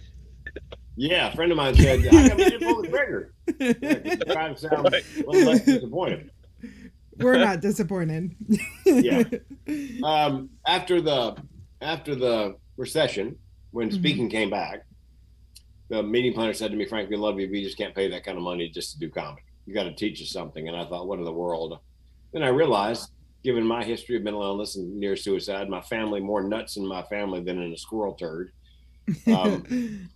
that I could speak on suicide prevention if I got some certifications, which I did. And I did my first TEDx in 2014 to convince all the meeting planners I could do something serious.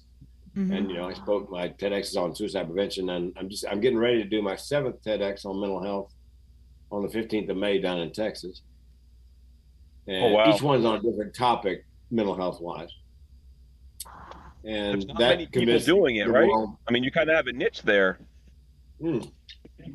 And I coach it. I've got a couple dozen clients I'm coaching to get TEDx. Awesome. And some have 1, some have 2. One of my clients just got his 3rd. So it's if you're a speaker, it gives you a leg up. I'm not going to get you a booking, but if you're up against somebody else and they don't have a TEDx or 2, then you might just get the booking. So all mental health, one aspect or another. So it helps build my brand of the mental health comedian. And it's an unusual brand in that people wonder, comedy and suicide, how does that work? Well, I've got a family history. I come very close myself to dying by suicide. And I believe where there's humor, there's hope. Where there's laughter, there's life, and nobody dies laughing. And my job really is just come in and start the conversation, because even though one person dies by suicide every 9 minutes in the U.S., hardly anybody talks about it unless you bring it up. Right, and then almost everybody has a story, which is what I discovered. That's true. I'm like the permission fairy. I give people permission to give voice to these thoughts, feelings, experiences surrounding depression, thoughts of suicide. I have to allow a half an hour after each keynote for individual questions individually. They line up. And they tell me things they've never told anybody else. A lot of the conversations start like this: "Frank, I've never told anybody this." Well, I get that a lot. Because I give them permission, because I get up on stage, I'm vulnerable. I talk about I have 2 mental illnesses. So and I'm a guy, and guys don't normally talk about things like that. Right. So that vulnerability is sort of a superpower. And that's how I make my living, doing probably 2/3 of it is speaking on suicide prevention, and the other 1/3 is the TEDx coaching. That's amazing. I was blown away by some of the numbers, and I must have watched an older video. Now it was 11 minutes, every 11 minutes. Now it's every 9. And I think one of your older videos, it was, 30,000 people a year. Then it's 40,000. And it's something that nobody talks about. And what I liked about one of your videos that I saw was, like, what do you do when somebody might be showing the signs, or they even tell you that they don't want to live? I mean, asking them specific questions like, well, do you have a plan? And because you never know how serious to take something like that. And I thought it was just brilliant that you had very specific things. And if they come up and they say, well, my plan is I have the needle at home and I have somebody's going to watch the cat, then you know it's time to get that person some help. But there's other times where it's like, I think, 8 million people thought about it, maybe, and 1 million have attempted it. It's a very fine line, and you want to make sure that you kind of know, I guess, exactly how to handle that if you're ever in that situation. Am I wrong, or did I learn something from watching some of your videos? No, you learned something. Yeah. Let's talk about depression first. How would you know somebody's depressed? A couple signs: eat too much, can't eat; sleep too much, they can't sleep. They have trouble getting up in the morning, getting to work on time or school, but they rally in the afternoon like a different person. And one you can observe on Zoom even is they let their personal hygiene go. Hair's kind of dirty, clothes are not so clean. It may be because they're having trouble getting out of bed in the morning, run a load of wash, take a shower. So I tell the audience, what do you say to somebody who you think is depressed? Here's what you don't say. Pull yourself up by your bootstraps. Turn that frown upside down. Have you tried fish oil? I know. I want to strangle them. What you do say is, look, I'm here for you, and I mean it. I know you're not crazy or lazy or self-absorbed. I know that depression is a mental illness. Good news is, time and treatment, things will get better. I'll take the time, help you get the treatment. And then you have to ask the question, are you having thoughts of suicide? Just like that. And I tell my audience, look, if you can't ask that question just like that, you find somebody who can. If you can't find anybody, I always give my phone number out at my keynotes. Then call me and I'll ask them. And if they, how would you know if they didn't say they were, but your gut tells you think they are circling the drain? If they talk about death and dying, or you catch them Googling death and dying, or death and dying is a big theme in their artwork, their music, maybe their writing, if they're getting their affairs in order, especially giving away prized possessions because they want to make sure that possessions go to the people they want to go to when they're gone.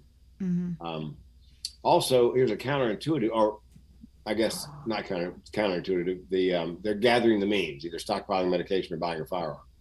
The counterintuitive one is they've been depressed forever and now they're happy for no apparent reason, which, you're happy because finally they're happy. The problem is they may be happy because they've chosen time, place, and method, and they know the pain is about to end. Because a lot of people don't understand that suicide is not so much about wanting to kill yourself. I don't want to kill myself. I simply want to end the pain. And for most suicides, it's just about ending the pain. So if they say, I am having thoughts of suicide, then do what you said. Ask them, do you have a plan? And if it's specific to time, place, and method, either ask if you can take them to a mental health facility or get them on the phone with the suicide prevention lifeline. Or nowadays, they got a text line for younger people. You text help to 741-741. And there'd be somebody roughly your age on the other end, because younger people tend to be more forthcoming in text. There's what if they have suicidal thoughts, but the plan is not really well formed? And this isn't in any book. It's not in any class I took. It's something I made up. I would say to them, okay, well, are you going to kill yourself? And if they said no, I would say, great. Now, tell me why not. Make them give voice to whatever it is that's keeping them here, because something's keeping them here. Otherwise, they'd be gone. Right. Yeah, so if you can get them to say that out loud, they call that a turning point in the suicide prevention world. Then I would say, okay, that's why you're still here. Well, how about, will you let me help you create a plan to keep you safe just for today? Because people in that state of mind aren't really thinking long term. I think most people would make the mistake until they talk to somebody who's experienced in this sort of thing, like yourself. I mean, I think before I watched any of your videos or got to know who you are, if somebody told me they were going to hurt themselves, I would say, why? You have so much to live for. But you're saying that's not what you want to say. It is not, because oftentimes it's not situational. Excuse me. I've been most depressed at some of the best times in my life. I mean, Robin Williams had everything to live for. Millions of dollars in the bank, millions of fans around the world. Right. He had a movie contract. The last thing you want to say is, and it's a natural thing for neurotypical people to say, but you've got so much to live for. You should say, as I mentioned, do you have a plan? Yeah, don't say you're being melodramatic or you're just looking for attention or nobody who talks about it ever does it. These are very normal things for normal people to say, and they mean well. You know, they don't mean harm, but that's why those are the things I teach in my keynotes is, you know, how do you handle this? Is when somebody drops that grenade in your lap and pulls a pin, how do you handle it so everybody remains safe? Right. And what do you do when they won't? When they say, no, you can't help me create a plan. No, I won't call the suicide helpline. Then what do you do? I would pick up the phone and call the Suicide Prevention Lifeline. And the volunteer on the other end will do what they can to talk the phone into the hand of the person who's in crisis.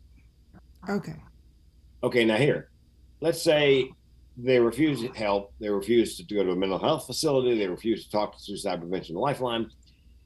If you believe they're an immediate danger to themselves or somebody else, you've got no choice but calling 911. Right. Now, what will happen is the police will come over, and if they believe the person is actively suicidal, they'll take them in front of a judge. And if the judge believes they're actively suicidal, they'll get locked down for 3 days, involuntary hold in a mental health facility. So they're going to be pissed. Right. They're going to unfringe on Facebook, but they're still alive. Yeah, but they're still here. Yep. But let me ask you this, because like I was recently diagnosed with something, and I had to go before you know, the disability committee, and they bring in psychologists to see if you're depressed and if you're disabled. You know, the government doesn't want to give you money, of course. So they were very quick in their going through a checklist, and one of the questions was, do you ever think about hurting yourself? And I said no, because I don't.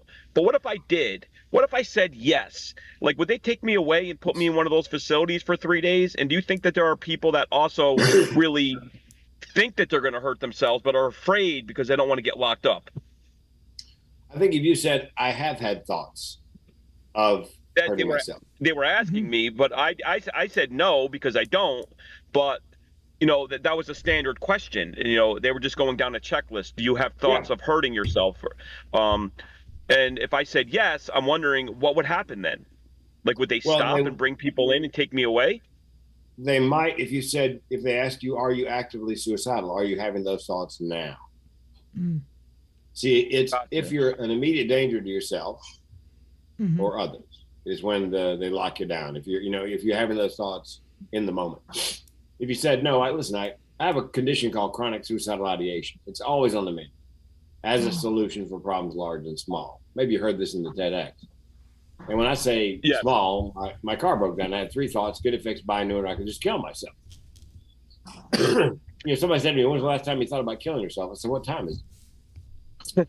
Right. That's terrible. Yeah, so I have those. I mean, it's just the way my brain is. It's just a solution, a coping mechanism. Right. And I've had psychologists say to me, Frank, if you were in my office and you said that, I'd have to have you arrested and taken it before a judge. So, yeah, you run the risk of different states have different laws, I would imagine, on that. Each state has a different law. Yeah, California is called 5051, I think, is the statute. But every state, and I don't know if all states have the same or have a law like that, but I know California and a good number of states do. So if you had a friend at a distance, college roommate, lives thousands of miles away from you, and you think he's, you're reading his Facebook post and you talk to him on the phone, you think he's actively suicidal, call the cops in the town he lives in and say, look, just go by and do a welfare check. I've read his Facebook page posts and we talked on the phone. I think he's actively suicidal. They'll go by. And if he can't convince them that he's not, then the judge decides. Right. Yeah, and like you said, it'd be better for them to be pissed off right here than it's controversial because involuntary detention is controversial. I mean, it can be very helpful for a lot of people, but some people take great offense. Right. But some people, it helps a great deal because they take away your belt and your shoestrings, and you have nothing to do but sleep and eat and be talked to by a mental health professional. Make sure you're whatever drug cocktail you're on. Speaking of which, if your drugs aren't working, I got lucky with my first antidepressant. It works very well. But 2 out of 3 people, that doesn't happen. There's now a DNA cheek swab test. They take your DNA and they try to find the antidepressant or whatever that works best with your metabolism. So there's a lot less wow. experimentation. Go on, doesn't work, taper off. Go on, doesn't work, taper off. A couple $100, most insurances cover it. Wow, that's amazing. So you believe then that I mean it's I've heard it being like a brain like a chemical imbalance. So drugs can help certain people, but do you also think that maybe doctors and psychologists and psychiatrists are too quick to just prescribe medicine and they don't get to the root of why somebody's feeling this way? I've got a friend who, one of my co-authors on a series of 4 books we wrote on men's mental health, which the last one came out yesterday, actually, or Tuesday. She believes in the late 70s, they switched treatment models from treating the damage to the soul, the root of the problem, to a strictly pharmaceutical treatment plan. So they're no longer digging to figure out why it is that you feel this way. So I guess the answer to your question is yes. I think, and if it's your primary care physician, you got to be careful, because the only thing he knows or she knows about that psych med is what the drug rep told them, unless they do their own research.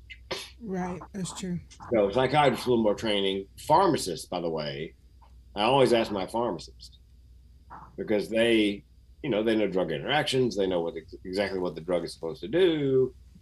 So whatever they give me, I always make sure it doesn't conflict with something else. Or what do you think of this medication? Or, it's not working for me.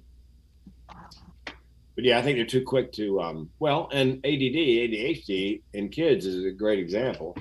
Sometimes childhood trauma presents as the symptoms of ADD or ADHD. So it's easy to give a pill, a Ritalin or whatever, to a kid to calm him down than it is to put him in heavy duty therapy and figure out, was he traumatized? She traumatized the child. Well, that's the thing. I mean, somebody could have suffered years of abuse, and of course they're depressed, and they have feelings of hurting themselves or others. And I mean, I feel like they should get to the root of the problem before they prescribe medicine. But I mean, everybody's got their own opinions on things. I guess people are a lot smarter than me are saying it's a brain imbalance and we can fix you with Prozac or whatever drug, Ritalin. But I really feel like you just said, a lot of these things are caused by something that we've experienced in our life, like some kind of trauma, like deep-rooted trauma that needs to be dealt with before you can move on. If you were my patient, I would say, have you taken the ACE test? It's taking the what test? Adverse childhood experiences, ACE. If you Google it, I don't think I ever took that. ACE test. And it talks about childhood trauma, child of divorce, child with an alcoholic parent, clothes dirty, didn't always have clean clothes, a roof over your head, and food. There's 10 things. And if you score a 4 or above, then there are some pretty serious implications, more likely to be an alcoholic, more likely to live with depression, perhaps take your life. But again, that you have to dig a little deeper than just I would recommend, if somebody is really struggling hard, figure out which medication, do the cheek swab test, figure out which medication works best for their condition and their metabolism, and then treat the soul from that point forward. Keep them alive with the medication, but try to figure out what it is that's causing the problem. In my case, it runs in my family. It's called generational depression and suicide. Somebody said, can you be cured? No, unless somehow I could, change out my DNA, which I don't think that's possible. Although I'm going to be trying psychedelics starting in January. Because go ahead, please. Micro doses of psilocybin, magic mushrooms, and serious heavy duty therapy. Micro doses of psilocybin, the active ingredient in magic mushrooms, along with psychiatric guidance and therapy, taking under a licensed practitioner. In Canada, they've been doing experiments with the military. I talked to the number one doctor of the Canadian military, and they found that the psilocybin, magic mushroom ingredient, is really good on PTSD, substance abuse disorder, and depression. And so I'm going to give that a try. And they think, in this case, speaking about changing out DNA, they think maybe the psilocybin is not just a patch like an antidepressant. It may actually be a rewiring. And you take it in smaller doses for a shorter period of time, and it may have a rewiring effect. So I think that's where the future of psychiatric medicine is going, is to the natural medications like mushrooms. Oh, Yeah. interesting. We always Yeah, have I a just had a negative conversation with somebody connotation. about that. Yeah, Yeah. Oregon made it legal starting January 1st, 2023, under the supervision of a psychiatrist. Wow, interesting. I didn't know that. Very interesting. I mean, so you Go ahead. you were always funny. It seems like you said you did stand up the first time, and you said I'm at home, right? I mean, and a lot of us have gone and tried that and been like, fuck that, I'm not going back up here. I'm definitely not at home. I mean, it's a special type of person that I guess sometimes the trauma. I mean, we talk about how unorthodox it might be for a comedian to be suicide prevention awareness and to be mental health protector, but it's not really all that uncommon. I mean, a lot of comedians are depressed people. Am I wrong? No. As a matter of fact, I'm just wondering if it's that trauma that leads to this great mind as well, because you're trying to block out something, and all of a sudden you become very creative. I know that you've been through hell in your early years. You talk about it in one of your TEDx talks. I mean, somebody fell out. I think it was your great aunt fell out of the refrigerator on you, right?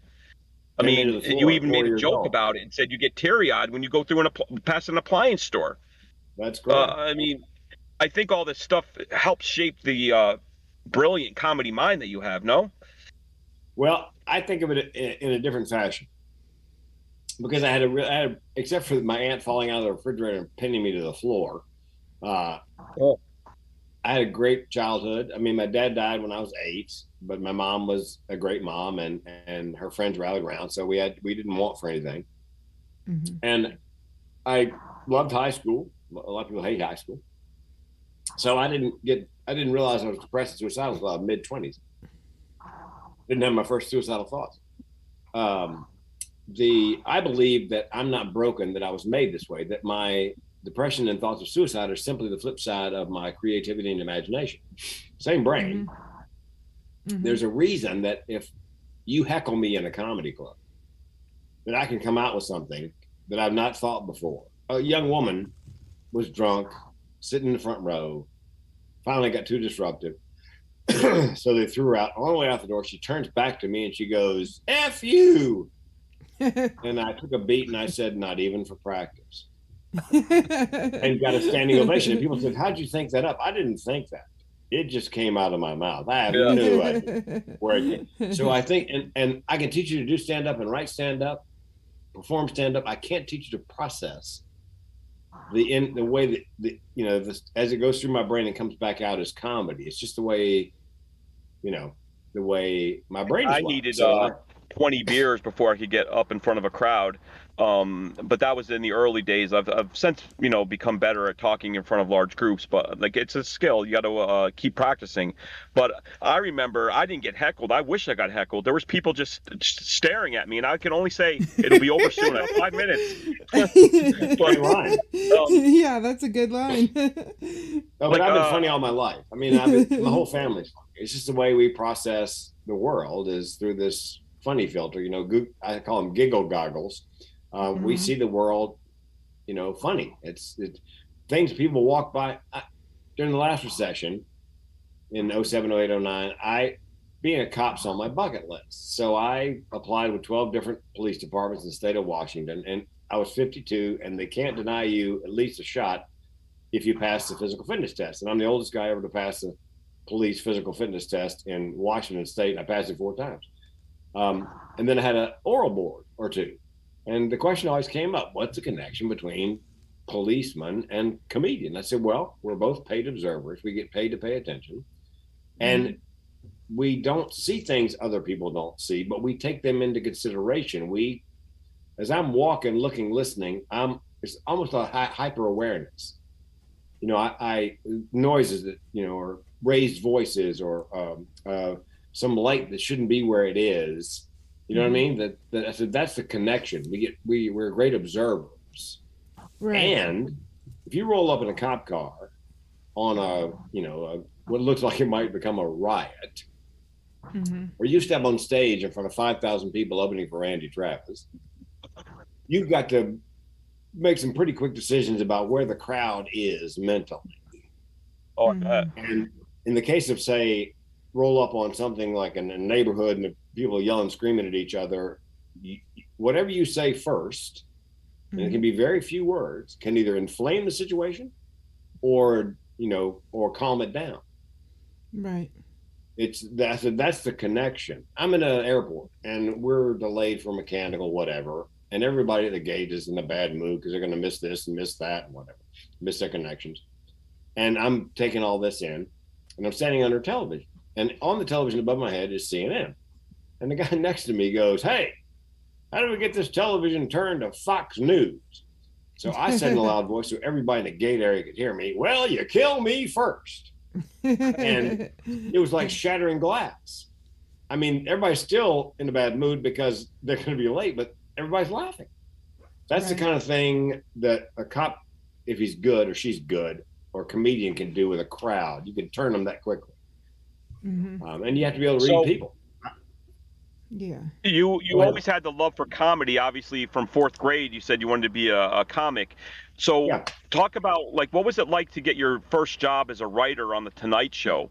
I mean, was that something that you were just like, you made it finally? Like, was that like, what did that feel like to get accepted to be a writer on the Tonight Show? Started when Jay was a permanent guest host. Mm-hmm. Joan Rivers had made Johnny mad because she was one of the guest hosts. And then Gary Shandling got his own show on HBO, so he couldn't do it. So Jay was permanent guest host. And Johnny would decide on the spur of a moment on a Friday afternoon, I'm taking next week off, which meant Monday nights was Best of Carson, a rerun. And then Tuesday through Friday, 4 nights, Jay had to come up with 18 jokes per monologue per night. So he started hiring road comics like me to crank out 2 dozen jokes a day from the newspaper on spec. And if it got in the monologue, you got paid.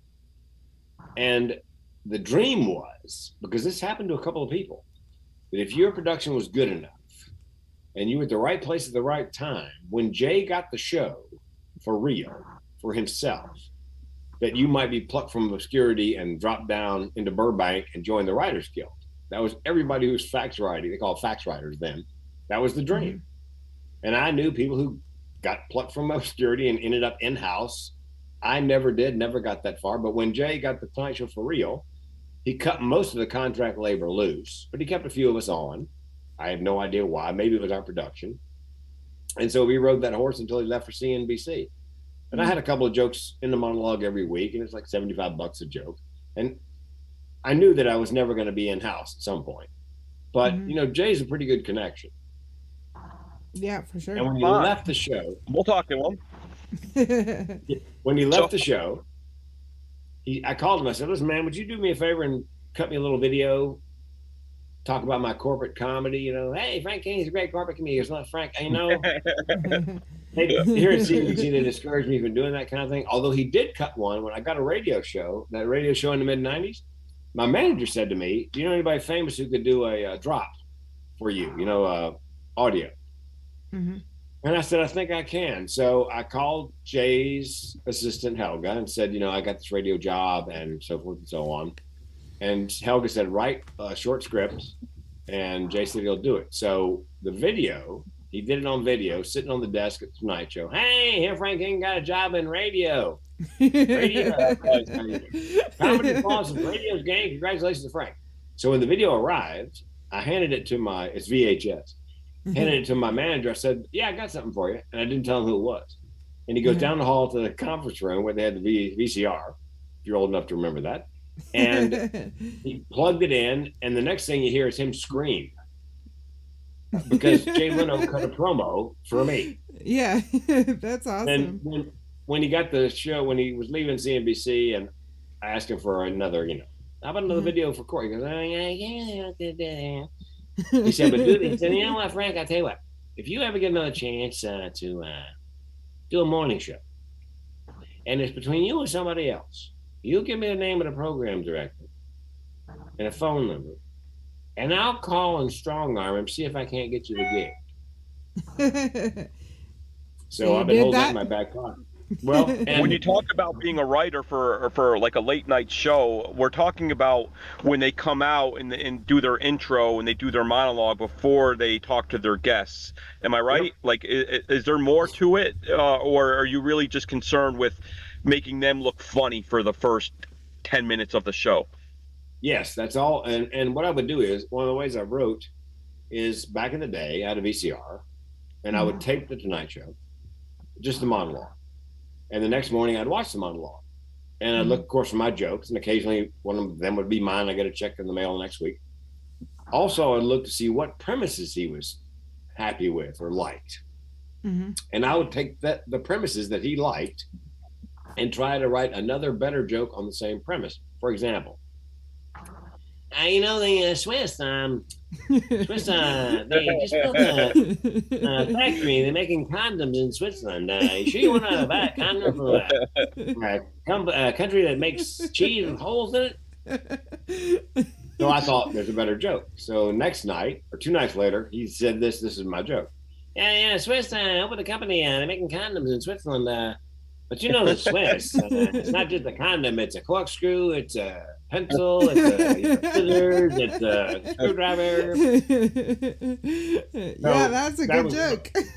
That was one of the ways that I was able to, because I know he likes the premise. Yeah. I mean, also, I'm wondering. Yeah, I'm just sorry. I'm just thinking out loud. Like, I'm wondering, like, when the host, like a Jay Leno or Dave Letterman or somebody comes out, they're really only as funny as their writers. Then is what you're saying? Yes, Jay doesn't do, because I saw him in concert live a couple times, and went back, went backstage after he was done and shot the breeze. But he would never do any of the topical stuff in his stadium show. So yeah, there was a time near the end of his run where the writers were on strike, and he began to write some of his own and then use some of ours. And of course, he wrote his initial. I remember hearing about that. Yeah, acting. He wrote whenever he had his initial act, he wrote back when he was just being a comic. He had a great, funny, clean set. Speaking of which, guys, I don't know if you're familiar with a show called Dry Bar Comedy on YouTube. No. What is it? It's a clean Dry Bar Comedy on YouTube. Dry Bar I don't Comedy. think so. No, me neither. Yeah, if you go on YouTube and look up Dry Bar Comedy. They've been around about 4 years. Each comic gets a half an hour special to himself or herself. And I applied 5 times and I finally got it. I'm recording it in Provo, Utah on the next Friday. Awesome. So Saturday. So they're pretty big. Then you got to audition, and it's not like you can just give them your resume and they're going to say, "Oh, we need him." Like they make everybody submit material. Yeah, as a matter of fact, I cheated a little bit because I had a great clean bit on how I got fired from radio. And I sent it in to the guy who was pitching me. And he goes, "Frank, the date on this thing is 2012. They're not going to be impressed by comedy that they see as that old." I said, "Not a problem. I'll download it to my laptop, upload it again, brand new date, 2022. And I got it. There you go. Smart. Yeah, so, it's... But anyway, that's Dry Bar Comedy. Leno was a great guy. When I had my first open heart surgery, I had a valve job. The first call I got when I got to a regular room out of ICU was Leno. Somebody had told him, one of the other writers, "Frank's in the hospital. He's having a valve job." And so a friend of mine, another comic, was in the room with me, and I couldn't reach the phone. So he picks it up, and I see him listening. And what was happening was, it's Jay Leno, let me speak to Frank. Well, my comedian friend thought it was another comic just BSing around. He goes, "No, F you," and hangs up. Phone rings again. "No, this is Jay Leno. Would you hand the phone to..." And the comic goes like, "Oh, dear God, man, it's Jay Leno." So here's a guy who's got a to-do list as long as my arm, and he took time out of his day to call me. He goes, "Hey, man, there's that heart surgery. It's a good thing you didn't have it in L.A. They take it out and leave it out. Take a couple of weeks off." Oh, and remember I said we have 4 books and one came out on Tuesday? A friend of mine was seeing him in concert on Monday in Atlanta. So I sent my friend who's going to the concert, another fax writer. a copy of book number 3, and I wrote a blurb that sounded like Leno, that he wouldn't have to cobble together. He could just go, yes. So I'm hoping, even though the book's been published, it'd be nice to have a blurb from Leno to put on social media. Yeah, friend of mine, Frank King, so we'll see if he's willing to do that. So what is the book? It's called A Mental Mechanic. Well, let me back up. It's called Guts, Grit, and the Grind, a mental mechanics manual. It's a book on mental health for men, because we could not find anyone like it, so we thought we'll do one. And it's sort of chicken soup for the soul anthology style. Each book has 12 or more guys. Each guy has a different issue. Some alcoholism, drug addiction, bankruptcy, divorce. And there's 1,500 words. First 500 words, life is good. Second 500 words, life sucks. Third 500 words, here's how I'm coping. Each, and then around that is exercises and clinical information. Because men told us in a survey, if we're going to read a book on men's mental health, we want real guys who have real problems and how they're really coping. Right. Because men tend to take advice from men. And we thought, because men are so reticent, they don't want to talk about anything emotional or mental or come out as depressed and suicidal. We thought we'd be lucky to get 12 guys willing to, come out of the mental health closet. And and one book, and we ended up with 70 guys. The book became 1,000 pages. So we had to divide it into 4 books. Wow. And they look like automobile owners' manuals. They've got all sorts of car metaphors. If a man took care of his brain like he takes care, if a man took care of his car like he takes care of his brain, he better buy a bus pass. Don't you wish guy had a check engine light for the brain, so that if the light goes off, he goes to the mental mechanic, the guy puts him up on a rack and goes, Bob, of course you're depressed. Look at this. You're 2 quarts low on serotonin. So it's all car metaphors, pit crews and AAA. And we figured if it looked like an automobile owner's manual, and I'm hoping that will appeal to Jay as well, since he's a car guy. Yeah. That men would pick it up. But what's happened is more women have bought it than men. And we think it's because a woman has a man. It's just an online thing right now. Say again? Is this in stores? Like, can I go to Barnes & Noble today and find it on the shelf? Or is it exclusively on Amazon? Or Amazon. I'll send you a link. When I send you my friend's name, Brian, who's the Tinder swindler, he talks on that kind of thing, romantic fraud. I'll send you a link to the actual book on Amazon. And we were number 1 new release for a couple of days, and we made it as high as number 7 bestseller in men's health, which we were hoping to get in the top 10 bestsellers in men's health. Also medicine and psychology, we were number 1 with the ebook. Congratulations. That's awesome. So why do you think the women are buying it then? I think because they've got a man in their life that they cannot figure out, who has a mental challenge of some kind, a brother, a son, a father, a friend. Because men are, forgive me, the pun, tough nut to crack. Right. Look, if they don't, the guy who wrote the foreword to the first book said he only treats suicidal men. And the reason he gets so many suicidal men as clients is they're dumped on him by other psychologists and psychiatrists who are terrified that the guy's going to kill themselves and the family's going to sue for malpractice. Oh my God. That's what they're scared about? You know what? Go ahead. He said, you know what? Men don't wake up one morning generally and think to themselves, I need to see a psychologist. Right. He said, you almost have to force them into a corner. The spouse says, look, honey, I love you, but I'm not going to put myself and these kids through this anymore. If you don't get help, I'm sorry, we'll leave it. Or a boss.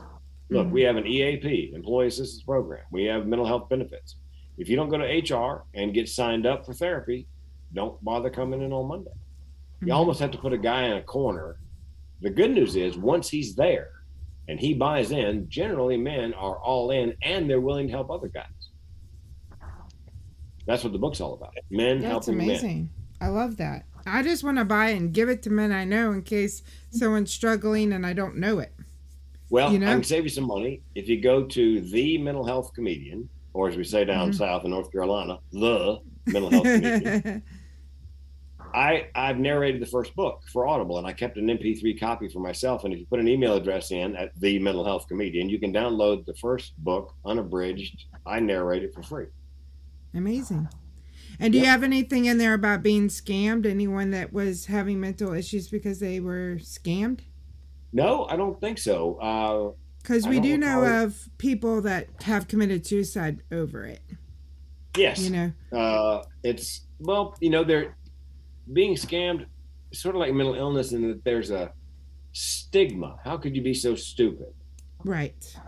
Mm-hmm. And so oftentimes, I imagine the incidence of it, and you guys correct me if I'm wrong, the incidence of people being scammed reported is probably a fraction of how much it goes on, because people don't want to admit, especially adults who are otherwise intelligent, that they've been scammed. Mm-hmm. Right. And nowadays, I got to tell you, some of the email that I get, that the only way I know it's a scam, because it looks like it came from Home Depot with a gift card. The only way I can tell it's a scam is I click on the sender's email address, and it's about this long. Right. You know, it's letters and numbers and, Right. So, yeah. But otherwise, I mean, they've gotten really sophisticated. And sometimes the grammar, you can tell, is not, the grammar sometimes is, you can tell English is not a first language. Some of them are really crude. I've even written back, hey, you need to up your game. Right. Or if they use the word dear. Hello, dear. Exactly. Yeah, but I would imagine there are probably more people who die by suicide for that reason that we'll ever know about, because of the stigma attached to being thought, especially women and older people. Right. Yeah, but Brian, my client and former spook, and works for a lot of police departments on this, and the DOD, and some. He's very knowledgeable in this area. He speaks on it. There's keynotes on it. So. Oh, awesome! Yeah, I would love to talk to him too, or get his social media. Thank you. Yeah, that'd be awesome. Like just an interesting statistic that I learned from I think watching some of your videos earlier. I mean, more people die each year by committing suicide than they do by crime or natural disasters, right? It was something crazy like that that I never knew about. Homicide, natural disasters, and something else combined. And let me give you a sobering statistic that I just learned the other day. Construction has one of the highest rates of suicide of any occupation. I knew it was bad.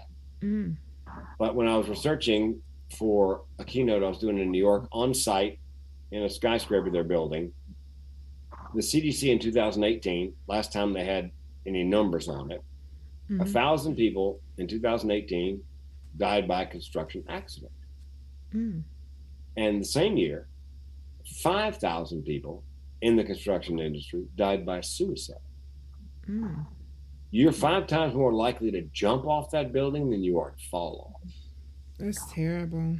Male heavy occupation. I wonder if it's is it because in construction it pays good, but you beat up your body and you can't do that forever. So is it because people that it's more of an economic thing, like they get to a certain age and they can't do construction anymore and they're like, how am I going to make the same amount of money? I'm just wondering if that's something to do with the correlation. It does. It's male heavy, so you've got guys, big boys don't cry, and it's rough and tumble males generally. Toxic masculinity. I think big boys don't cry is much more descriptive. And it's seasonal work. There are lots of deadlines and expectations, and a lot of the labor is not as well educated. And layer on top of that, recently, supply chain problems. When a development company borrows money for construction loan, there are certain, payments they've got to make at a certain time over time. And so they have to meet certain deadlines in the actual construction process. And so they're trying to hold the construction companies to those deadlines, oftentimes when they can't get the material they need. And also to the injury idea, oftentimes injuries in construction are treated with opioids, which can take a problem from bad to a whole lot worse. I don't know if you saw Dope Sick with Michael Keaton or was a show on Hulu about the Sackler pharmacy folks and pumping people full of opioids for pain management.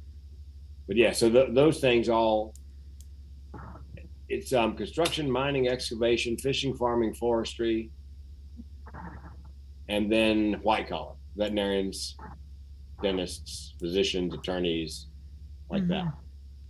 Top 10. Wow. Well, I've only had 3 dentists in my life, and 2 of them committed suicide. I'm on my 3rd one now. The killer That's of dentists terrible. and veterinarians and physicians, Well, attorneys. that guy better quit and find a new job. Yeah, good. Yeah, 2 out of 3 dentists recommend sugar-free gum for their patients. It's CJ's fault. Yeah. How bad are your teeth? Well, nowadays, for veterinarians, dentists, physicians, attorneys, those professionals come out of professional school like $500,000 in student loan debt, and that's before you open a practice. So the financial stress is what leads to more than Yeah, it's so sad. Yep. Yeah, and we talked to some people in India, some of the scammers that we do actually, become friendly with offline, not just the funny nonsense phone calls or the baiting that we do. We actually get to know them, and maybe they're trying to scam us for more money, but sometimes you have to really believe them, and they say that, they would rather kill themselves than go to jail, and in their country they're in debt and they're going to get put in jail. We kind of deal with that sometimes. And it's usually a money thing, and it's sad. People look at money as everything, and a lot of people do kill themselves over money, is what I'm finding. Yeah. Well, and in the U.S., there are a number of jurisdictions where if you go to court for whatever kind of violation and you are fined and you can't pay, you go to jail. So it becomes something. If you're in jail, you're not going to be able to raise the money to pay the fine. Right. So it's a vicious cycle.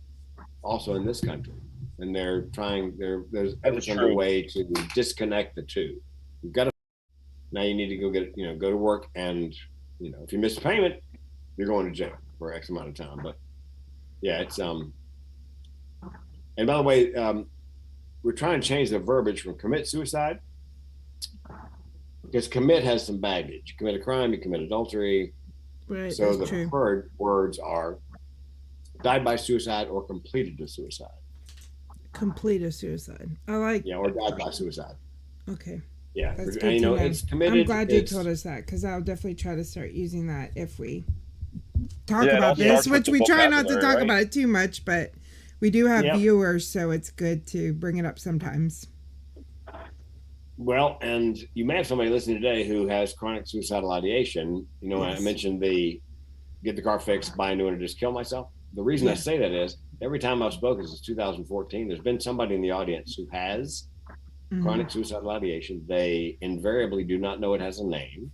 They think they're just some kind of freak and completely alone. I had a young woman come up after my show. She goes, "You made me weep." "How'd I make you weep?" She goes, "You know the story about the car? Get it fixed, buy a new one, kill yourself?" I go, "Yeah." She goes, "I've been having those thoughts all my life." I had no idea that had a name. I thought I was just some kind of freak and all alone. And when I heard you say that out loud, I realized for the first time in my life, I'm not alone, and I wept. That's awesome. In a way, that's the power of starting the conversation. That's what they pay me for, to get up on stage, let my freak flag fly. Yeah. And rally my tribe. And you're doing it today for our viewers without pay, and we really appreciate that. I bet you will reach somebody today. So what should that person do? Should they reach out to their doctor? I'm still waiting for CJ to get the bill. Yeah.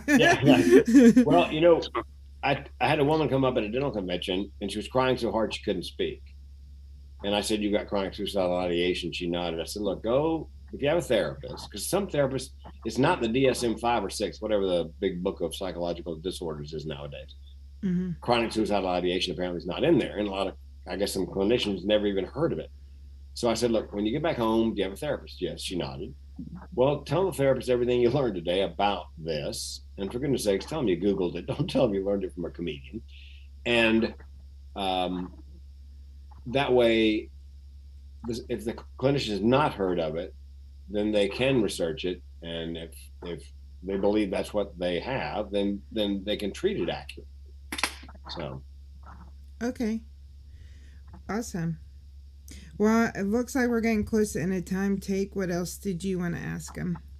Because I don't want to I don't want to take up extend too our much more welcome. of this man's time. Yeah. I really appreciate you joining us, but we also want to make sure that we get your book correctly. And it was called Guts, Grit, and the Grind.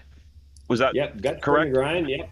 And if you And go we'll on, if definitely you went put on a link Amazon, on our. let me send you the link. Amazon.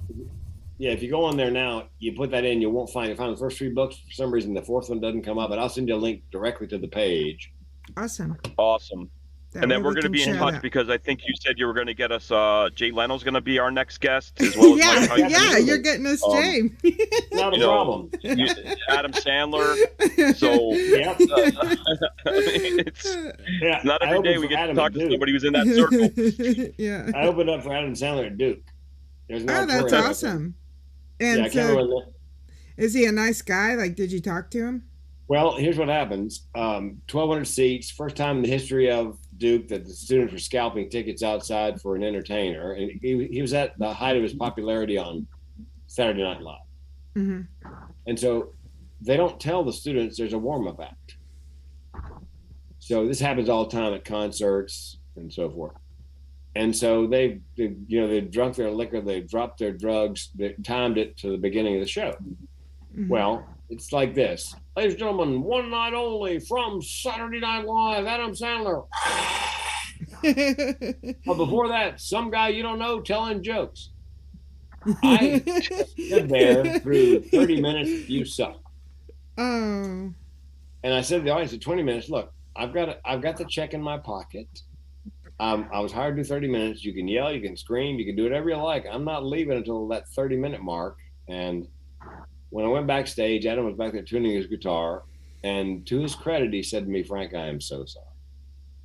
I said, Adam, you and I both know opening for a big name is very difficult, if not impossible.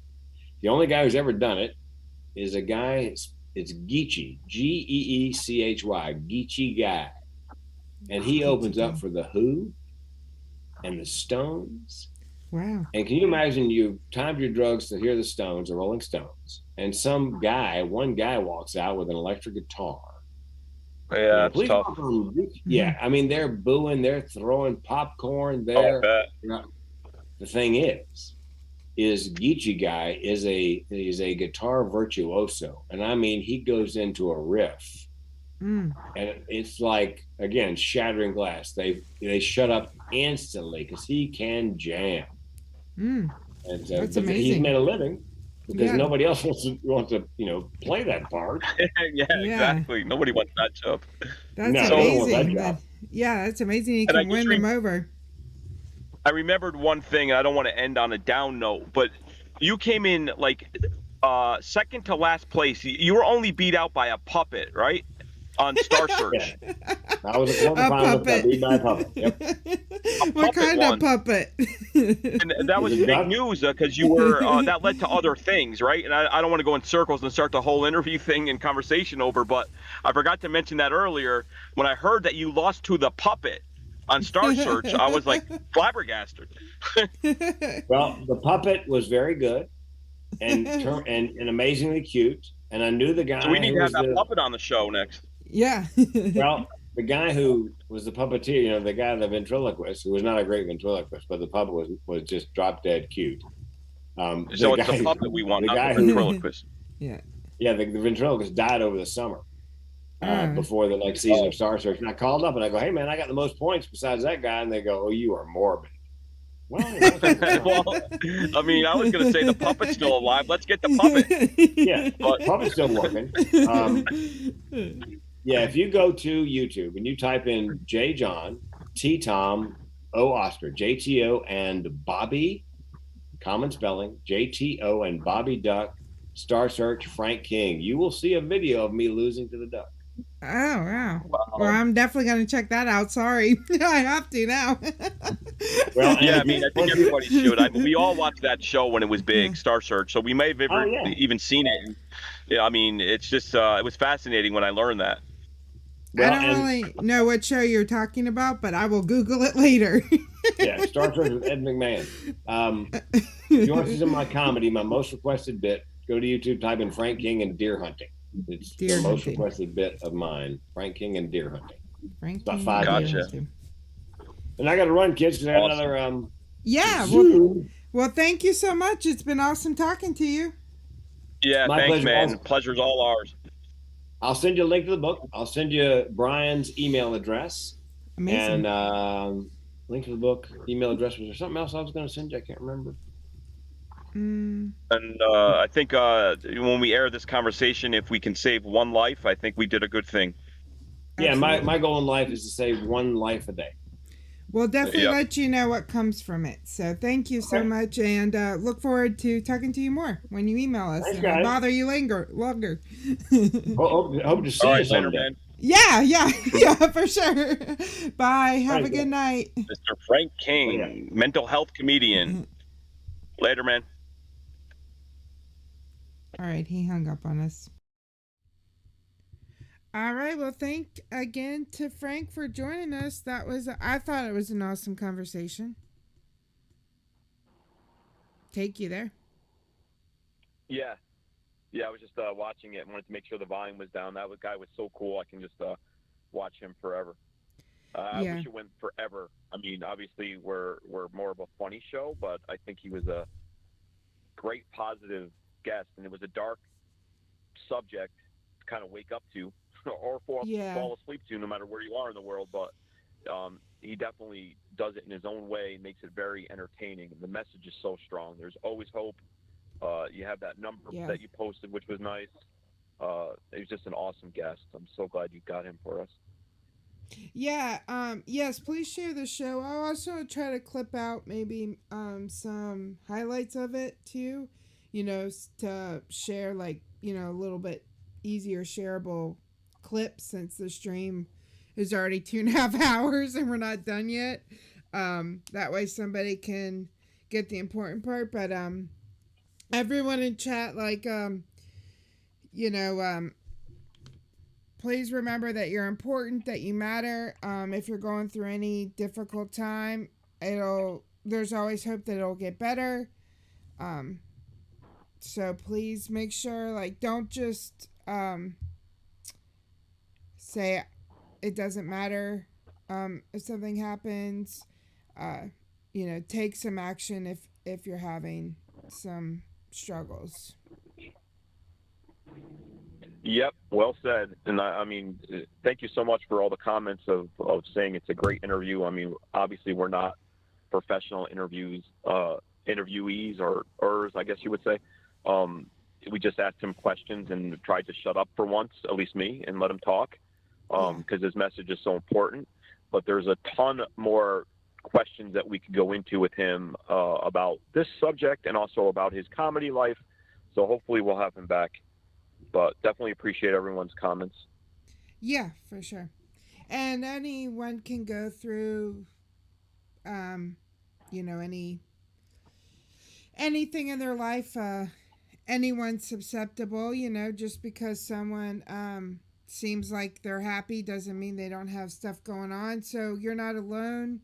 And everyone here matters to us. So we will I just deleted a message. Oh, good job.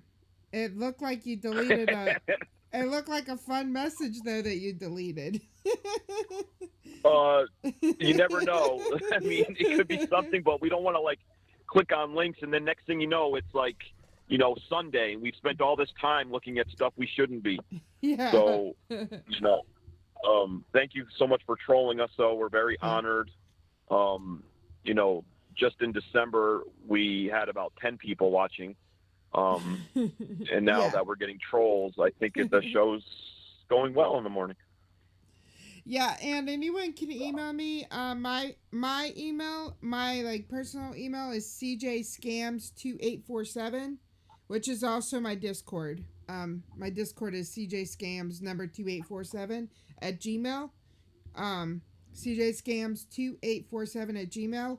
Or you, if you want to email both Take and I, our joint email is morningscamshow@gmail. No spaces or anything.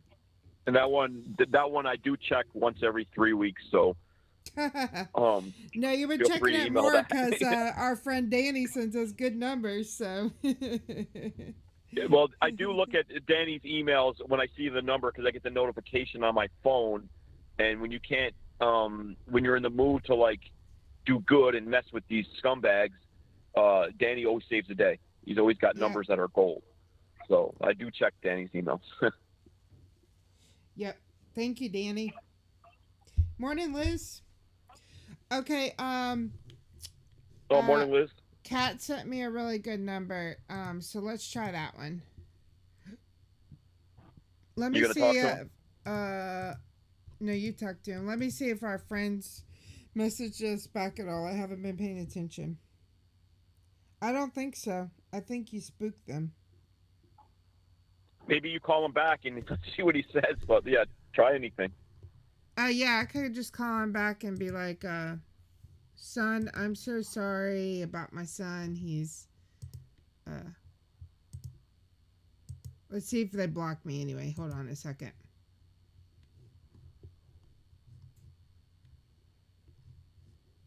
I'm curious if he blocked me.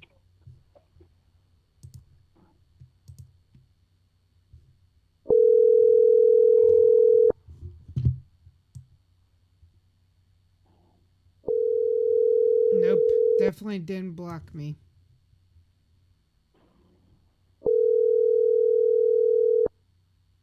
Tell him you're ready to be scanned, and you put your son in timeout.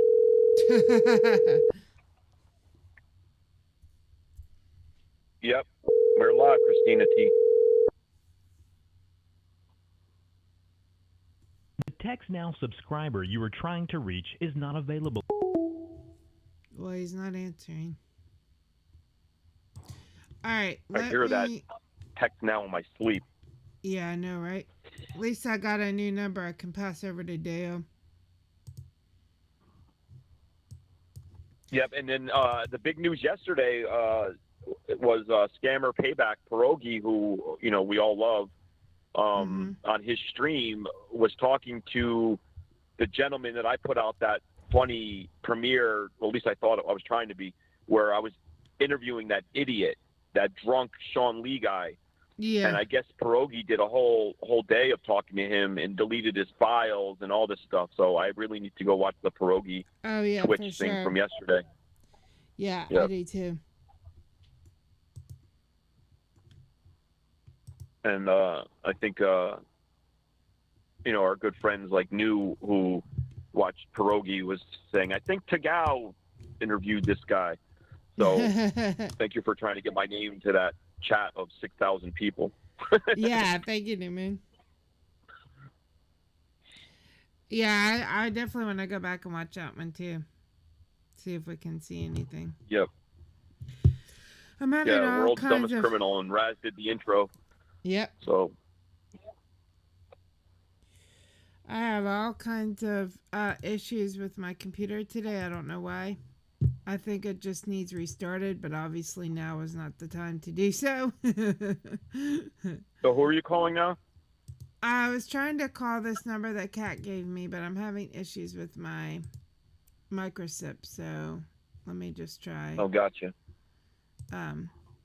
Yeah, I'm just, I don't know what's wrong with my computer today. This computer is pretty much brand new. I've only had it a few months, but I guess it's needs restarted. Maybe I forgot to restart it last night. I don't know. I thought I restarted it, but it's just like nothing seems to be working today. I don't know why. All right. Well, we'll just use my usual Google Voice. We just won't be able to call them back to back to back to back like we normally do too well. If they block us, we'll be, blocked for life. So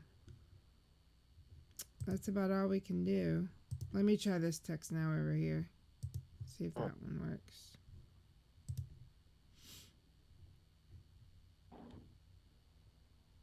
Okay.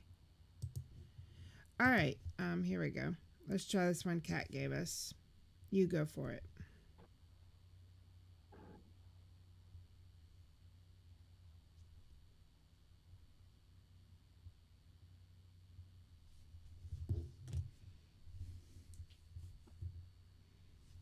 I forgot I also had a Dan Gleeball's video already, but we can always play that next time if we run out of time, since we have been streaming for a long time now, and it's been a weird day. We haven't exactly done things the way we normally do, and my computer's acting like a jerk, so I don't exactly know how much longer we'll go, but we'll definitely play it on Tuesday if we don't play it today for sure.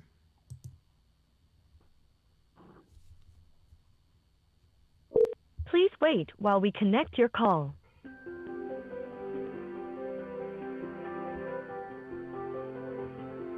David, how can I help you? Hello?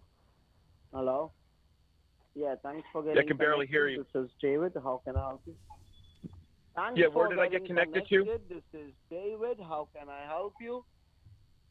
David from where? I'm from the technical team. Oh, thank God. Listen, David, I'm so sorry to bother you. Thank you so much for taking the time to talk with us. We're trying to reach somebody over there who's in an openly gay relationship.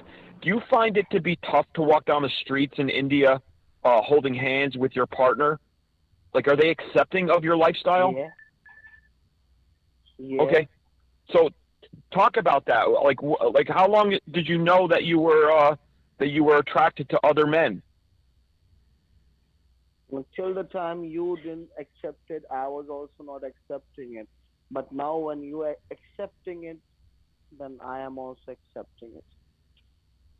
So you accept it and you're okay. You don't care what people do or what they throw at you or what you have to face, any kind of adversity. You're proud. I mean, you'll walk down the street holding hands with your male lover, right? Are you proud? Oh, I'm proud. Are you proud? Are you proud of saying that? Am I proud of what? Of Are who? you proud of saying this? That you're gay? Well, I'm not gay, sir. I mean, if I was, I would hope that everyone would treat me with respect. I just heard that sometimes in different areas of the world, it's not as accepting. Are you finding yourself to be attacked, or are you fine to like sit down in a cafe and put your hand on your lover's thigh and scroll the hand up towards his doodle dasher? Go ahead, please. This is fascinating. Thank you so much.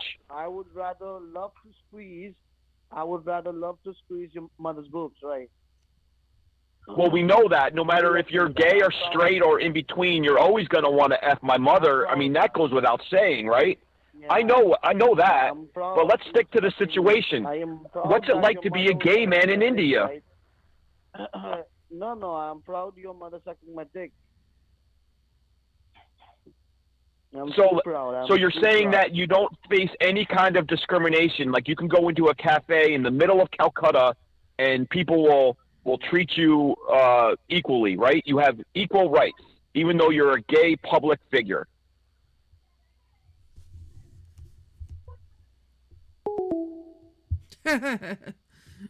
Something I said? I don't know what you could have said. I'm sure that, I mean, like, I'm sure, again, like, remember, like, I mean, Take is teasing them about their culture, basically, or he's just trying to get under their skin, but obviously not everyone in India hates homosexuals. Probably most don't. I'm sure most don't. I don't know what I'm talking about. They have a lot of transgendered people there as well. Like, they have a transgendered community, so, but he's just trying to irritate them. I mean, I've seen some horror videos on the internet of the way that different lifestyles are treated over there, but that could just be what made it to the internet. You know, maybe it's perfectly fine. I'm just seeing the bad, so that's why I brought it up. I was just watching videos the other day of atrocities, and I thought that would make some interesting calls rather than just cursing at them. Yeah. For sure. But yeah. Let's try him back. Who, David? Please wait while we connect your call. Yep. I wish we had that Full Metal Jacket soundboard. Sound off like you got a pair.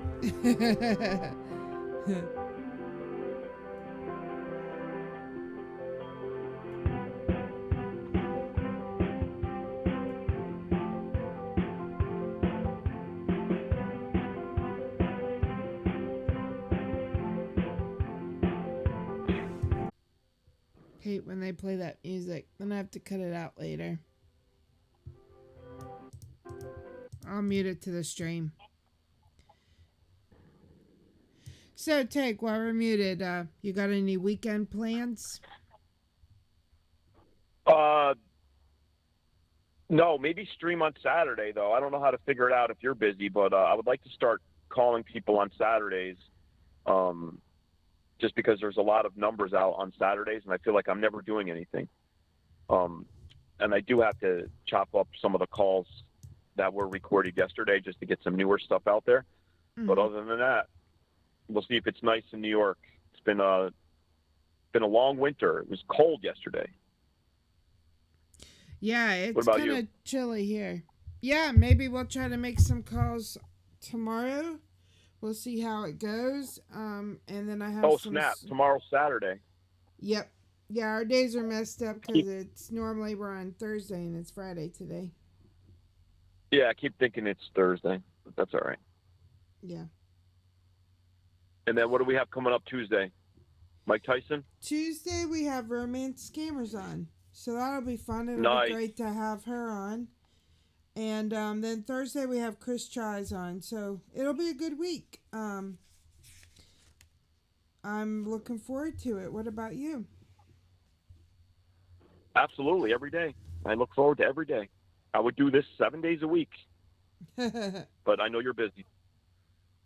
Yeah, I want to do it 7 days a week, but then it's like, then it'll be like, well, why aren't you posting any videos? And then I'll work on a video, and then it'll be like, well, why aren't you streaming? And then it's like, well, why aren't you doing your schoolwork? And why is my house so messy? And why do I not have clean clothes? It's really hard sometimes to manage everything, you know?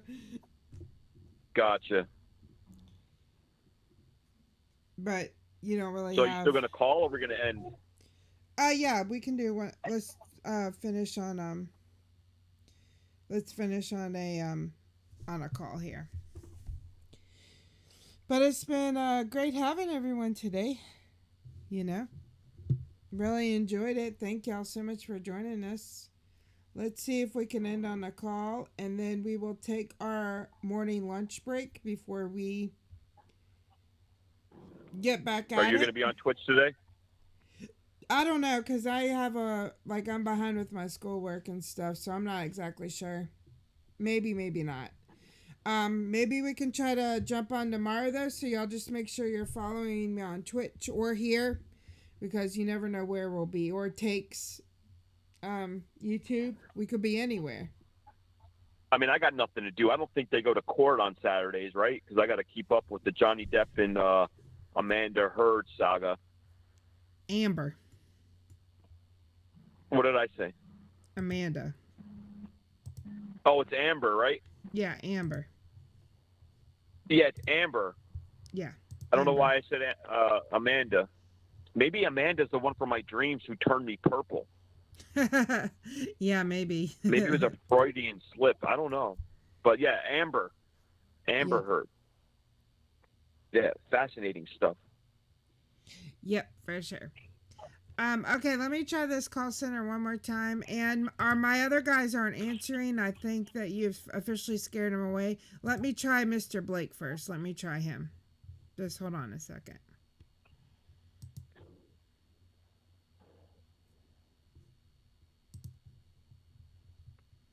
Let's try Mr. Blake here.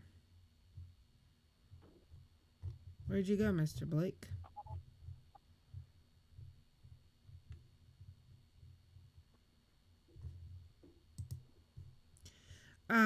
I think though you scared them away, which is fine by me.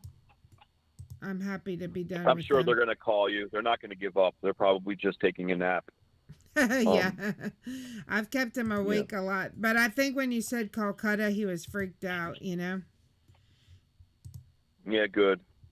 Although I always say that in all fairness. But he happens to really be in Calcutta, right? Yeah, he really is in Calcutta. So I think it freaked him out. But usually the idiots that at least I talk to, I'm pretty safe. Even if I don't know their location, if I say, what's it like in Calcutta or Delhi, I'm pretty correct sometimes. I get a 50-50 chance of getting it right. Right. You know, obviously that's not the only two places that these scams are, but I just get lucky. Yesterday I was dealing with the HBO scams. I'd never had that one before. What's that one? They were fun. What's the That's HBO like HBO scam? Max. It's very similar to AT&T. You're calling them and they're going to activate your HBO Max, or whatever. So they didn't block me, and their number was free for the taking. Yeah. So I call those idiots a lot. But yeah, I'm not the right one to listen to learn how the scams work. I don't usually get that far, but I mean, I'm sure if they're back up and you bait them, I think they're out of the New Delhi area, but I'm sure you'll give them a Grabify and a cute picture of yourself, and you'll know everything. Yep. Hey, Shaka Cap. Good to see you. Yeah, that's awesome, Ryan. We love it when that happens. All right, let me try. I'm going to try Mr. Blake again. Hold on a second.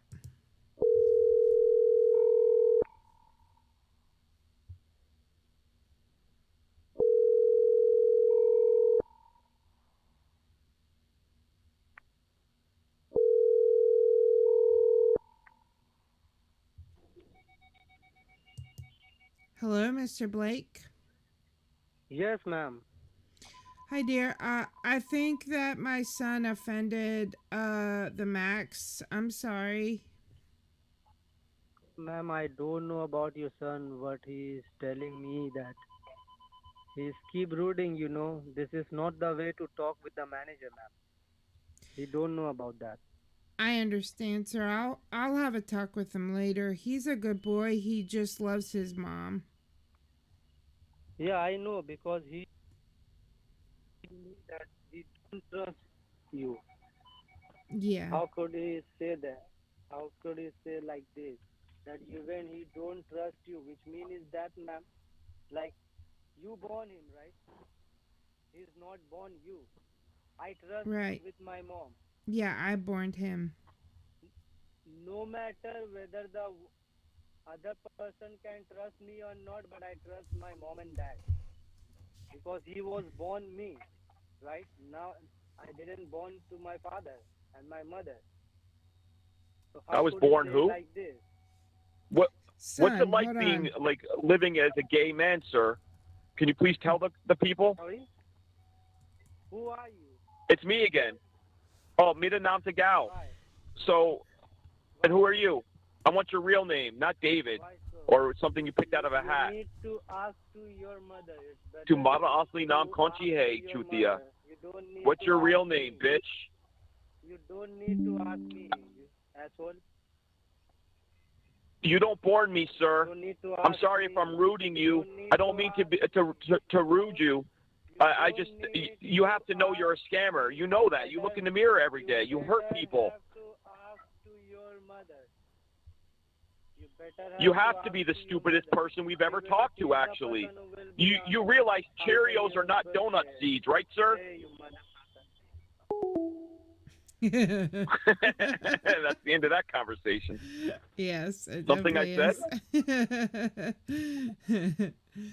All right. Well, it's been a great day. I think it's time to go have our breakfast. And yeah, I'm going to go rude somebody. Yeah, go rude someone since I born you. Right. I've never born anyone that was older than me before, but I did it. Steve, are you really in Calcutta at the moment? That would be cool. Yo, Calcutta is honestly like a really beautiful city. They just have I'm dying to go there. Yeah, they just have a group of scammers there that keep popping up. But it's actually a really nice city, I think. I know, I want donuts too. Let's go get donuts. Alright, well, we're gonna go get donuts. So we will be back on Tuesday with Romance Scammers. And maybe tomorrow with Call-In Scammers. Maybe one day Steve C can call us and tell us all the good things about Calcutta. I remember I used to talk with Steve sometimes. I was conferenced with him on the flood. He's just a great scam baiter.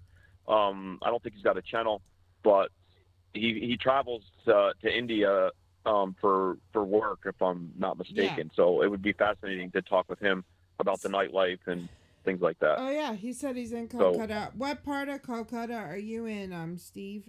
If you don't mind sharing, like, I know there's different parts. Like, I think the part of the airport part of Calcutta is called Dum Dum. Morning, Scam Tunes. Yeah, I'm not allowed on Bearden Street in Calcutta. They said I'll die if I go there. I don't know where that one is. And then, of course, we all have heard of Salt Lake Sector 5. Making friends. That's like the business part. Thank you, Peter. So anyway, yeah. Well, Steve, we're gonna come visit maybe in September.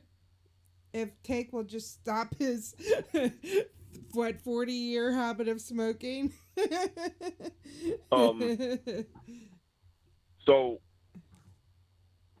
He's yeah, I was just trying to figure out a couple things. But like Scam Tunes just joined us. Sorry, bro, we're leaving, but I know we're in talks of talking to you, and you have a newer channel, and I just posted your link.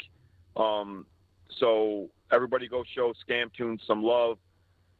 Just a great person, and the videos I've seen have been amazing. And I know everyone says, "Oh, there's a link there. I'll get around to it." But if we can just end on that note, go show Scam Tunes some love, and let's get him to 200 subs. Yeah, absolutely. Can you vape on a plane? No, that would be a federal crime. So I don't know how that would help me in new, but maybe I can sneak a vape. Yeah, if you want to end up in federal prison. Y'all don't give him any ideas. Because then he'll end up in federal prison. We got to be updated on your search. We got to be updated on your search. And